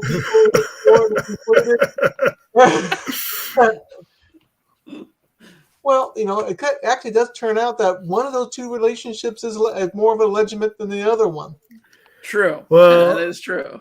Yeah, that's that. In the beginning, we were talking about it. One relationship was a backward one because they first started as soulmates, and now they have forgotten about what happened, and now they're more like family members. But now now that particular relationship has broken. Because there's all these events happen and all this negativity has happened. Because in the second half of Penguindrum, it really moves away from the happy cherry part of the first part to a very dark, progressively dark kind of anime. Definitely there's very little to laugh at, and the penguins are there to lighten the mood, but they're doing very little to help out by this time. Like we're talking about towards the end, where we're finding out there's been relationships that have been broken in the past. Was it Momoka? Oh, she gave up her life to save the community because she likes everybody. Himari has given up her dreams because her medical situation has come around, and she does give up her relationship with Sho as well. They just parted ways. As whatever they made the decision with that. It's pretty heartbreaking. Yeah, well, that comes in just a little bit further after this, but not long after this is where we see Kanba for, I think, maybe the third time in the series. I mean, I mentioned the actors who play their parents. They do show up a few times where he is meeting them in this little ramen shop. And they talk, and then this guy scoots some money down the bar, and Kanba takes it and goes and does something for the group. But this last time, Tabuki happens across the scene and goes inside, and he sees this broken down old place that looks like it hasn't been used in years. And then he finds the rotting corpses of the Takakuras. And before he really is able to properly react, Yuri shows up on the scene. And then someone else shows up and stabs one of them. And you come to find it was apparently her jilted lover from earlier in the series. From that play, that all troop play. Yes. It is a remarkable scene how you would think this show was going to be really light and bright and fiery and bubbly. It really turns around very quickly. This is one of the reasons for my comparison to Mulholland Drive, because in a lot of ways you got the Betty character was the bright, bubbly, frothy, dreaming young ingenue. And then you got the Diane is the embittered, broken down drug addict has been. And those two sides of the coin give the movie some very strong tonal shifts. And this one does kind of the same thing. It definitely has some different sides to it. But but after this scene, this was, I think, the part where basically Kanba and Sho finally have it out. They say, we're not really brothers anyway. Let's stop pretending we're not brothers. And Kanba goes off to do his thing. And then Himari, Sho, strangely enough, decides that he's right. We should just stop pretending, and tells Himari as much, which kind of breaks her heart because she actually had the thing for him. And it's probably one of the nastiest things I think he did the entire series. And I'm still kind of wonder about that, but he was hurting, but So she goes off and finds Kanba and basically shadows him, hoping to keep him from doing anything bad. Which, see how well that works out. But, Yep. And, and then you get into the big, wild, crazy finale where it gets wild. That whole manipulation by the spirit, which when you find out what the Penguindrum really is, that ability to change destinies, and the fact that it was Ringo's sister that managed to save the city the first time, because it would have been much worse had, as you know, had it been as it were. But that's and that the cost is for the user to be burned. Yes. These are, it's quite a revelation there. And having that with the brothers conflicting when you realize that his parents are indeed not there, that they've been dead all along. And it's all this manipulation of these kind of vengeful spirits. It is a very creepy ending. As a prop for later. Right. And actually, well, and you talk about manipulation from spirits and whatever. One of the themes that we kind of mentioned, I guess, a couple times, but we haven't really harped on yet, but they really do harp on in the series, is the theme of fate, destiny. How much are we actually in control? The series starts, I think it's Shoma, with the little thing of I hate fate. I don't believe in, if you get people who are born to wealth, beautiful mothers, whatever, then you have people born to war and sickness and disease, and a God that would allow that is a wanton and cruel God, basically. But then you have that same basic speech by Sanetoshi later, where obviously his tone is a little different. But I think along the way you had, I want to say both Ringo and Himari do the same basic introduction, but much more hopefully. But that is a big part of it, is the idea of fate versus destiny, and versus what can we do to change it? What can we do to break out of it?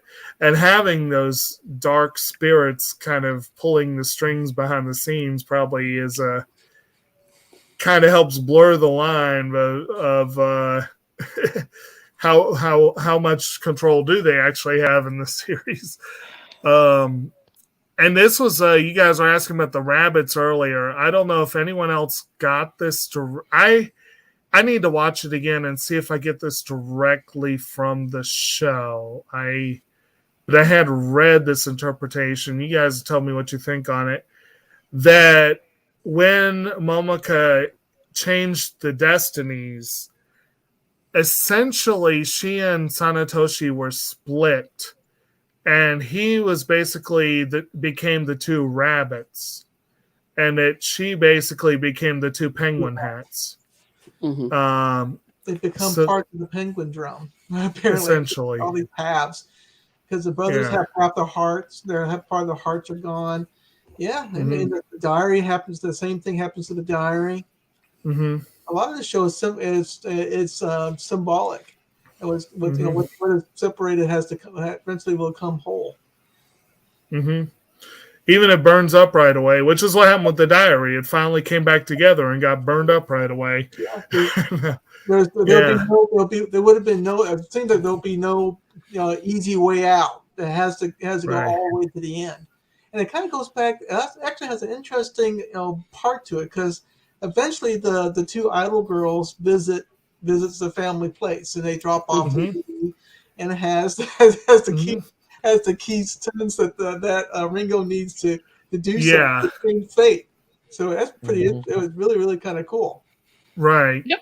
And incidentally, you often hear in anime, and I want to say I've also seen this a lot just generally in Chinese as well, movies, but the idea of like the red string of fate or whatever, the red, if you watch those end credit sequences, there's all those red threads running between the girls all the way. So that is definitely illustrated there as well. And in the end, basically, So you have this weird little epilogue where I know Brittany had a lot to talk about the ending, but I'm going to go use the for it. prop now. I'm going to use the Go prop. for it. Okay. This is the Penguindrum, ladies and gentlemen. This is the Penguindrum. It is half an apple. Yeah. That is the Penguindrum. It basically, the ending is we have Kanba and Soma in cages, starving to death for some unknown reason. Were they kidnapped? We don't know. Were they put in this by their parents? We don't know. It is separated.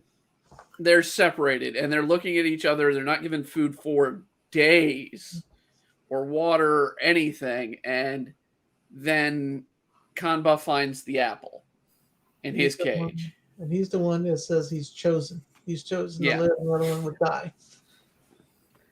And Soma's like, oh, well, I'm going to die. I'm going to die. I'm going to die. And Kanba splits the apple and shares it with Soma, thus creating the, and I just looked this up. They call it the fruit of fate. Yes. The apple of fate. Yeah, the Penguin fruit. Yeah, absolutely. Yeah.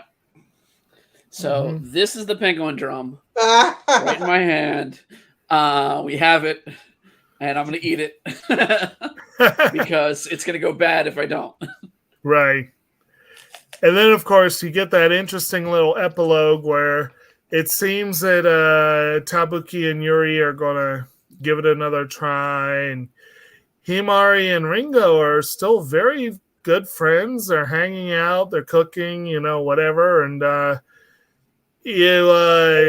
Himari seems to be a little stronger and a little healthier, and she comes across that old teddy bear that we had, I don't think mentioned, but that it had a weird little note stuffed in it, and it was something to the effect of, we love you. What? Yes, and she starts crying. She realizes that there's something that she can't quite put her finger on, but something that she's missing now. And then you get these two boys walking by who are an exact mirror of the two boys walking by at the start of the series, except that they're clearly showing Kanba, but much younger. And they're talking just like the start of the series. They were talking about the night on the Galactic Railroad, I believe it was. And they're, it's the same conversation and everything. And so it's kind of essentially they've been erased from their current existence, but they're going to get another shot, I guess, is sort of how you can read that. And maybe. We have 4 penguins too. I don't know if that's the case. I kind of got the feeling that they're taking on more of the supernatural role, the Doctor, and in a way also Momoko were playing, so that they're now leading fate. Okay. So and the penguins are there as they help them along the way and do their helping. Okay, yeah, that could work. Because I really think most of the stuff in that final episode, you shouldn't put too much stock by any of it being literal. But that the 4 people that died, other than Momoko, they all are alive again. Yeah, so that's now you got the happy ending at a price. Yeah, essentially, it's a happy-ish ending, but it's also, and actually, one thing that should be mentioned is that you first see this comedically when the Crystal Princess shows up in those scenes, and she always very imperiously says, "You two who will never amount to anything." And that eventually gets incorporated into the overall narrative in darker and darker ways.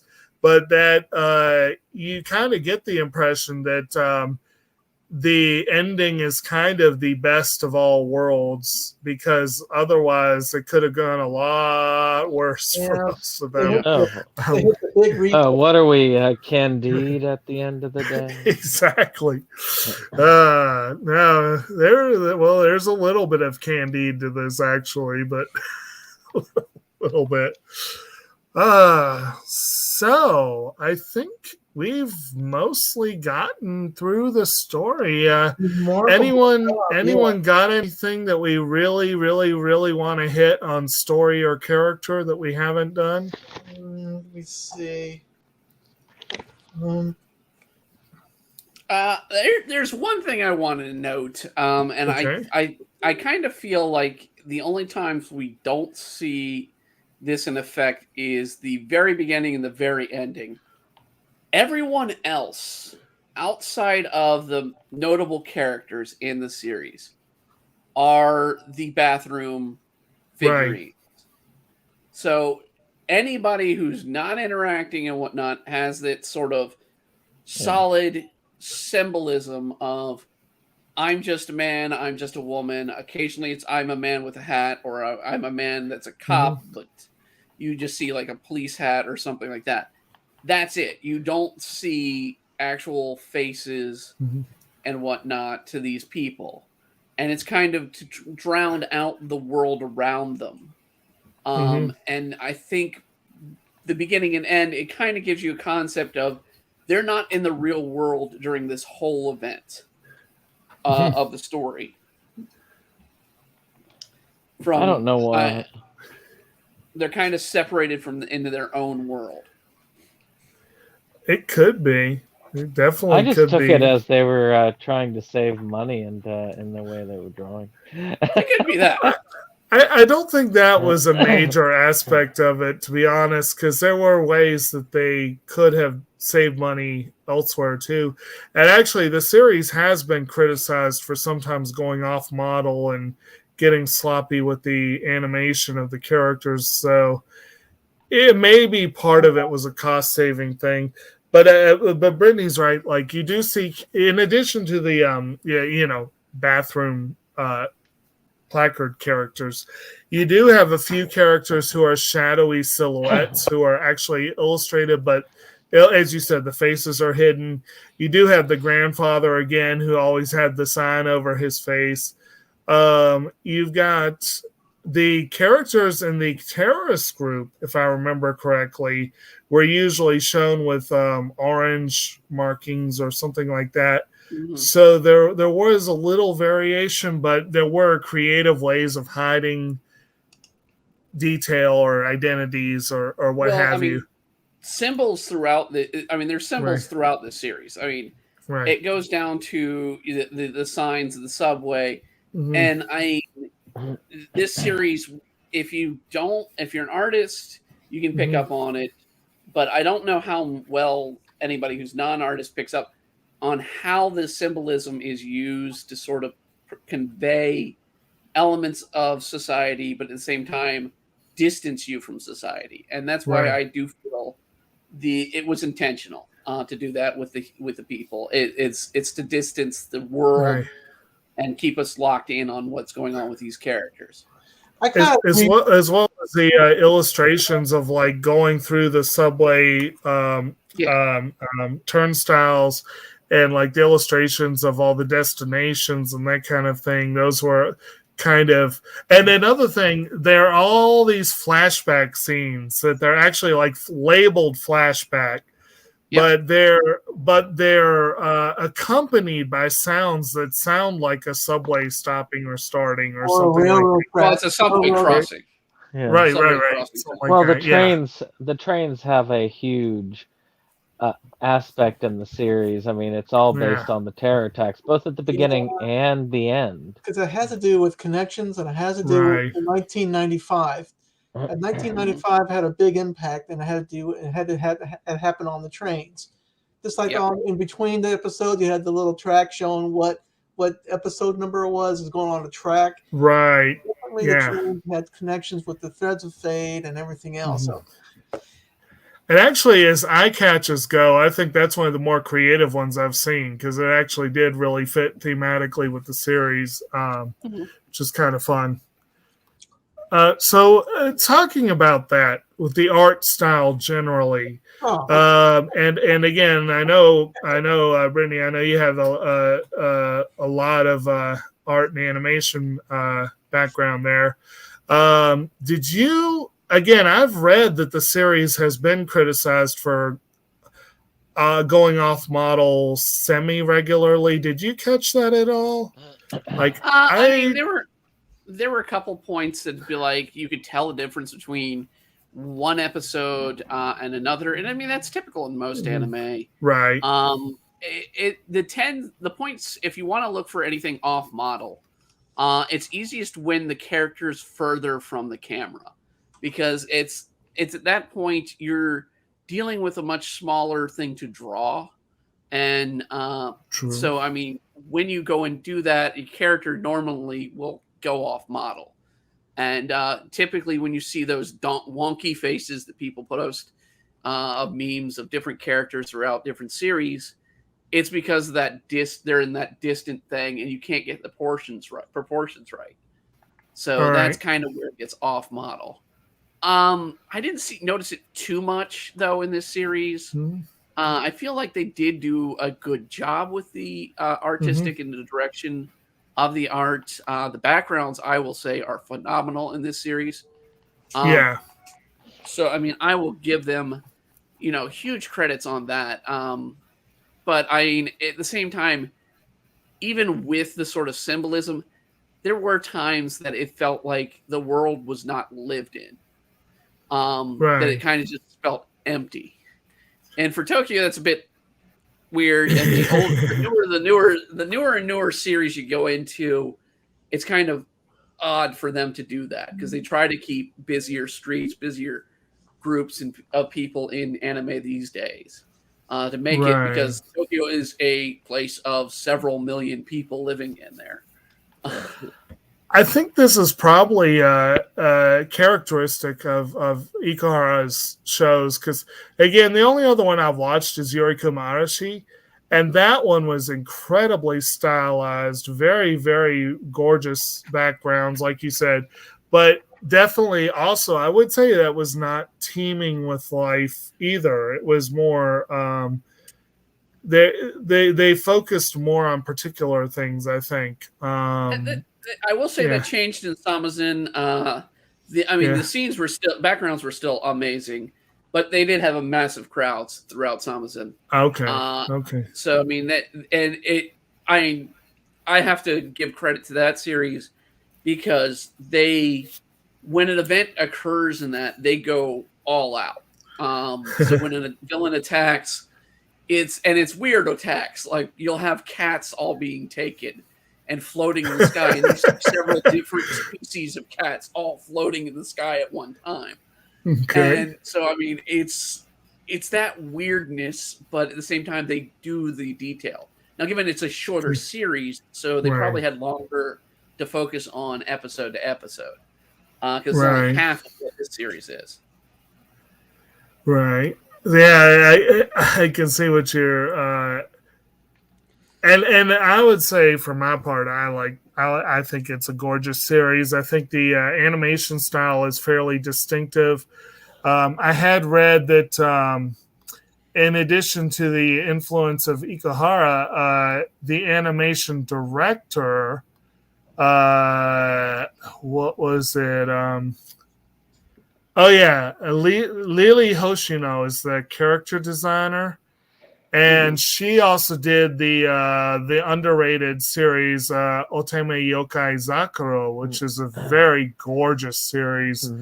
And I think a couple others I've seen, but let me see if there's anyone that particularly stands out. I mean, she went on to do the manga for this series, as well. So it's important to note. Right.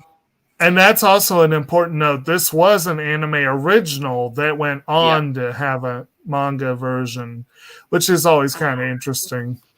I think there were only four or five manga though. And then it was finished. Yeah. I'm thinking Mr. Flower Groom was one. I don't know because that seems to be a combination of Mr. Flower Bride. I don't know. It's most of them aren't sticking out to me. I saw that she was involved in the Magical Index movie, The Miracle Endymion, which I still need to watch that one as well. But yeah, she was involved in that, and also this really. I'll have to look this series up. We rent Sukamami or whatever, and that one looks like a weird Japanese ink animation. I'll have to look into that one. Okay. Well, but yeah, so she also did the title card or the end cards in every episode of this. Right, anime. And some of those were quite interesting. The so we also have in terms of like production and whatever, we've mentioned briefly, but I do want to give another shout out to the music. I do think overall this series had really solid music. Like really, the insert songs, the end songs, the openers are all excellent. But I think also just the background music was generally well used. The series is all about music. There's a lot to this series, and music is a huge thing.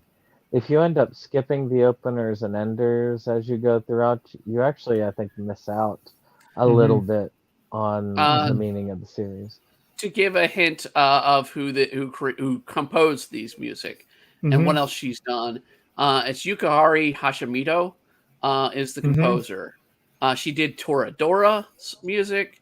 She did Mayo Cheeks music. She did Golden Times music. March Comes in Like a Lion. Go with Sarasmazai. Again, Moon Phase. She did, or the closing to Moon Phase. So I mean, she kind of works along with the same director. It looks like, because he's also used her for other things. But yeah, I definitely the music is well put together and well thought in this series. All right. And and it does make for an interesting revelation when you first learn, because Himari seems kind of, like I said, she's real cheerful and upbeat and doesn't let life get her down. But she's also kind of slight. She doesn't really look like you'd expect a aspiring starlet to look like or anything. And when you find out she was almost a pop idol, it comes as a bit of an amusing shock. And then, like I said, the fact that her friends remembered her even after making it big and making all those wonderful PSAs, and they still came around to check on her, it was a nice little element, I think, to the story. One other thing that was interesting about the ending, if you notice, they kind of removed her from Triple H at the end when they rewrote history. It had something I didn't notice the first time I watched this, but I noticed it on the third time, which was this time was the third time I watched it. I've watched it twice in the Japanese, once in the dub, which maybe it's because it was the dub, because sometimes I'll pick stuff up in the dub that I will miss in the sub, because I'll be actually scanning the environments more than paying attention to the words. Right. Okay, so is there anything else anyone wants to hit? Any particular, or do we want to go into favorites? Let's hit those favorites. Okay. How about you, Brandon? Why don't you start? Well, I have to say this is one of those it's a real hard one to pick something straight away out of. So I'll just go with the first time they do the survival tactic, and just that whole thing. Looking at it from the view of a person who first watched it, you see this, you the tone goes from happy to incredibly sad, and you're thinking, what kind of anime is this going to be? And then it goes into this direction, and then it just totally throws you off kilter again. It's a to me it was a well done scene. It kind of, like I say, kind of threw you for that loop yet again. All right. Okay. How about you, Roger? Well, I have to go along with SeptumSin. The one thing that really sticks in my mind was the survival tactic scene. Everything from the Himari screaming out survival tactic, and then long process again inside the ship, and going through the track and seeing the globe, and finally seeing Hitomi again, Hitari again. It's just a weird, surreal kind of look to it that that's I would say that's my favorite overall scene. All right. Brittany? I've got to give it to a whole episode. I've got to give it to the grandfather episode because, my God, it made me feel like I was watching a Looney Tunes anime. I mean, absolutely. As soon as that kicked in, I was laughing my ass off and just being like, "Okay, how's this going to happen again? Is the coyote kill the roadrunner this time? No." But All yeah, right. it just made me absolutely laugh and crack up. And I had to take a break for about 5 minutes afterwards to collect myself and get back into the mood for the somberness afterwards. Right. I have to agree that was pretty hilarious, but yeah, I'm gonna agree primarily with Brandon and Roger that first sequence with the Crystal Princess is it is truly a classic. Some of the subsequent ones were good, but it was kind of like a diminishing return with that. And they became a little less comedic. But yeah, that tonal whiplash of the first time it happened, with the what the hell aspect of it. But if I had to, I don't want to just completely match that. So let's also say quite a few of the scenes involving the penguins were just delightful.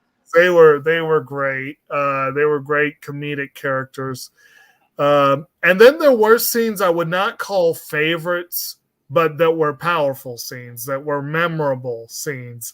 The scenes with the child broiler were definitely memorable. All right, how about this? What is everybody's favorite scene with the penguins? Let's just use the penguins. I like the one where I feel are completely separate. I like the one where the is when they sent the penguins to hunt down Ringo and the girls on the girl side of the pool. They put a camera and they had a microphone and they want to record it. They got their PC hooked up to it. They give them instructions. I said, "What? This is weird, but awesome too." They can't see the penguins. It's a pretty novel idea. You, Brandon? I like that one where the one penguin they're under Ringo's under the house with Ringo, and that one gets overwhelmed by the army of roaches. yes. Jacob, what's your favorite penguin moment? I might have to agree with that one. I did love how that one just had that obsession with trying to kill those roaches, and it was like karmic revenge at that point. I have to say my favorite is towards the end where number one is denying his porn love by breaking and karate chopping them and tearing up the books and studying hard on the books, and the female penguins are trying to tempt him with more porn. Oh yes, that was good too. Yeah, that was good. So many good moments with those. All right, so does that do it? Do we have anything else that anyone wants to throw out in the last? Okay, so are we gonna go to Enders then? I guess. Well, yes. So why don't we start with Brittany? Why don't you tell us a little bit about yourself, what you do, and how our listeners can support you and your endeavors. My name is Brittany Dodson. I am also known throughout the web as Embry Arts. I do art throughout the web, particularly on DeviantArt. You'll catch up my comic stuff. I have a comic series called Demon Blade. I also do a YouTube channel where I do live drawings on Saturdays, story readings. This week we're going to do some Sailor Moon fan fiction requests on Thursdays, and gaming streams hopefully on Mondays, Wednesdays, and Fridays. Today was kind of a disaster. So if you go and check it out, it's kind of a mess. The game we intended to work did not work, and yeah. But you can check it all out now at a new site called shop@embryarts.com. So everything sort of merges into one there now.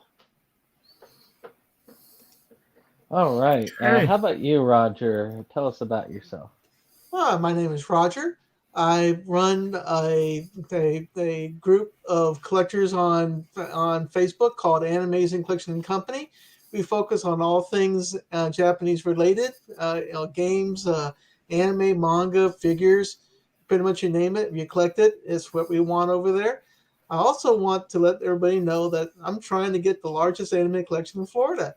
With the Grand Grid Array, I'm going to make it happen. Hey, you certainly got me beat. Life goals. God gives the good ones. Jake, did you have something that you wanted to toss out? Yeah, I might as well go ahead and go, and then you can lead us out. So I'm Kotobukijake. I am the co-host of SeptumSin versus the World, the channel you are tuned into now, hopefully. And and we are, and I am an anime fan, collector, movie media generally fan and collector here in Central Virginia, where I try very hard to enjoy shows like this one and others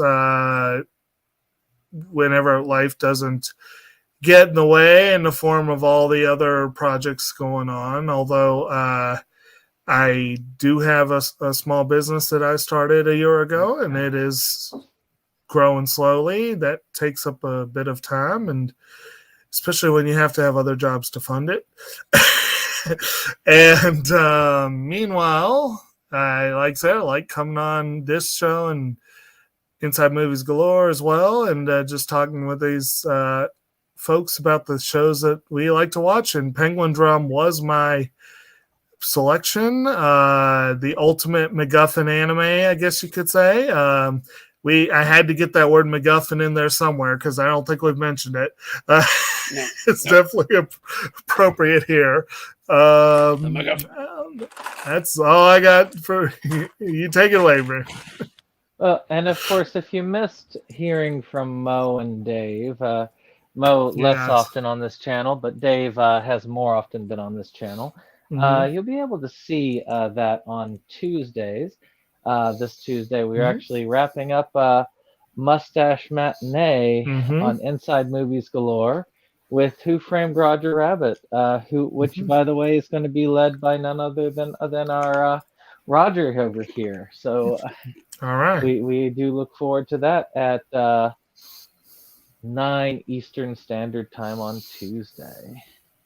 So so of course the question on everybody's mind is, what's next? What kind of Christmassy anime can we do in December to top Itsurate My Santa from last year? Well, I decided, no, we're not going to do that. I'm sad I missed Halloween. We're going back to Halloween, darn it. And I am going to put forward one that Jake and I started to play the game with, but circumstances had me cut back on the channel, so sadly we were unable to finish it. But we will watch the anime called The Gregory Horror Show. Also quite strange and odd, so to speak. And a very unique computer animated anime.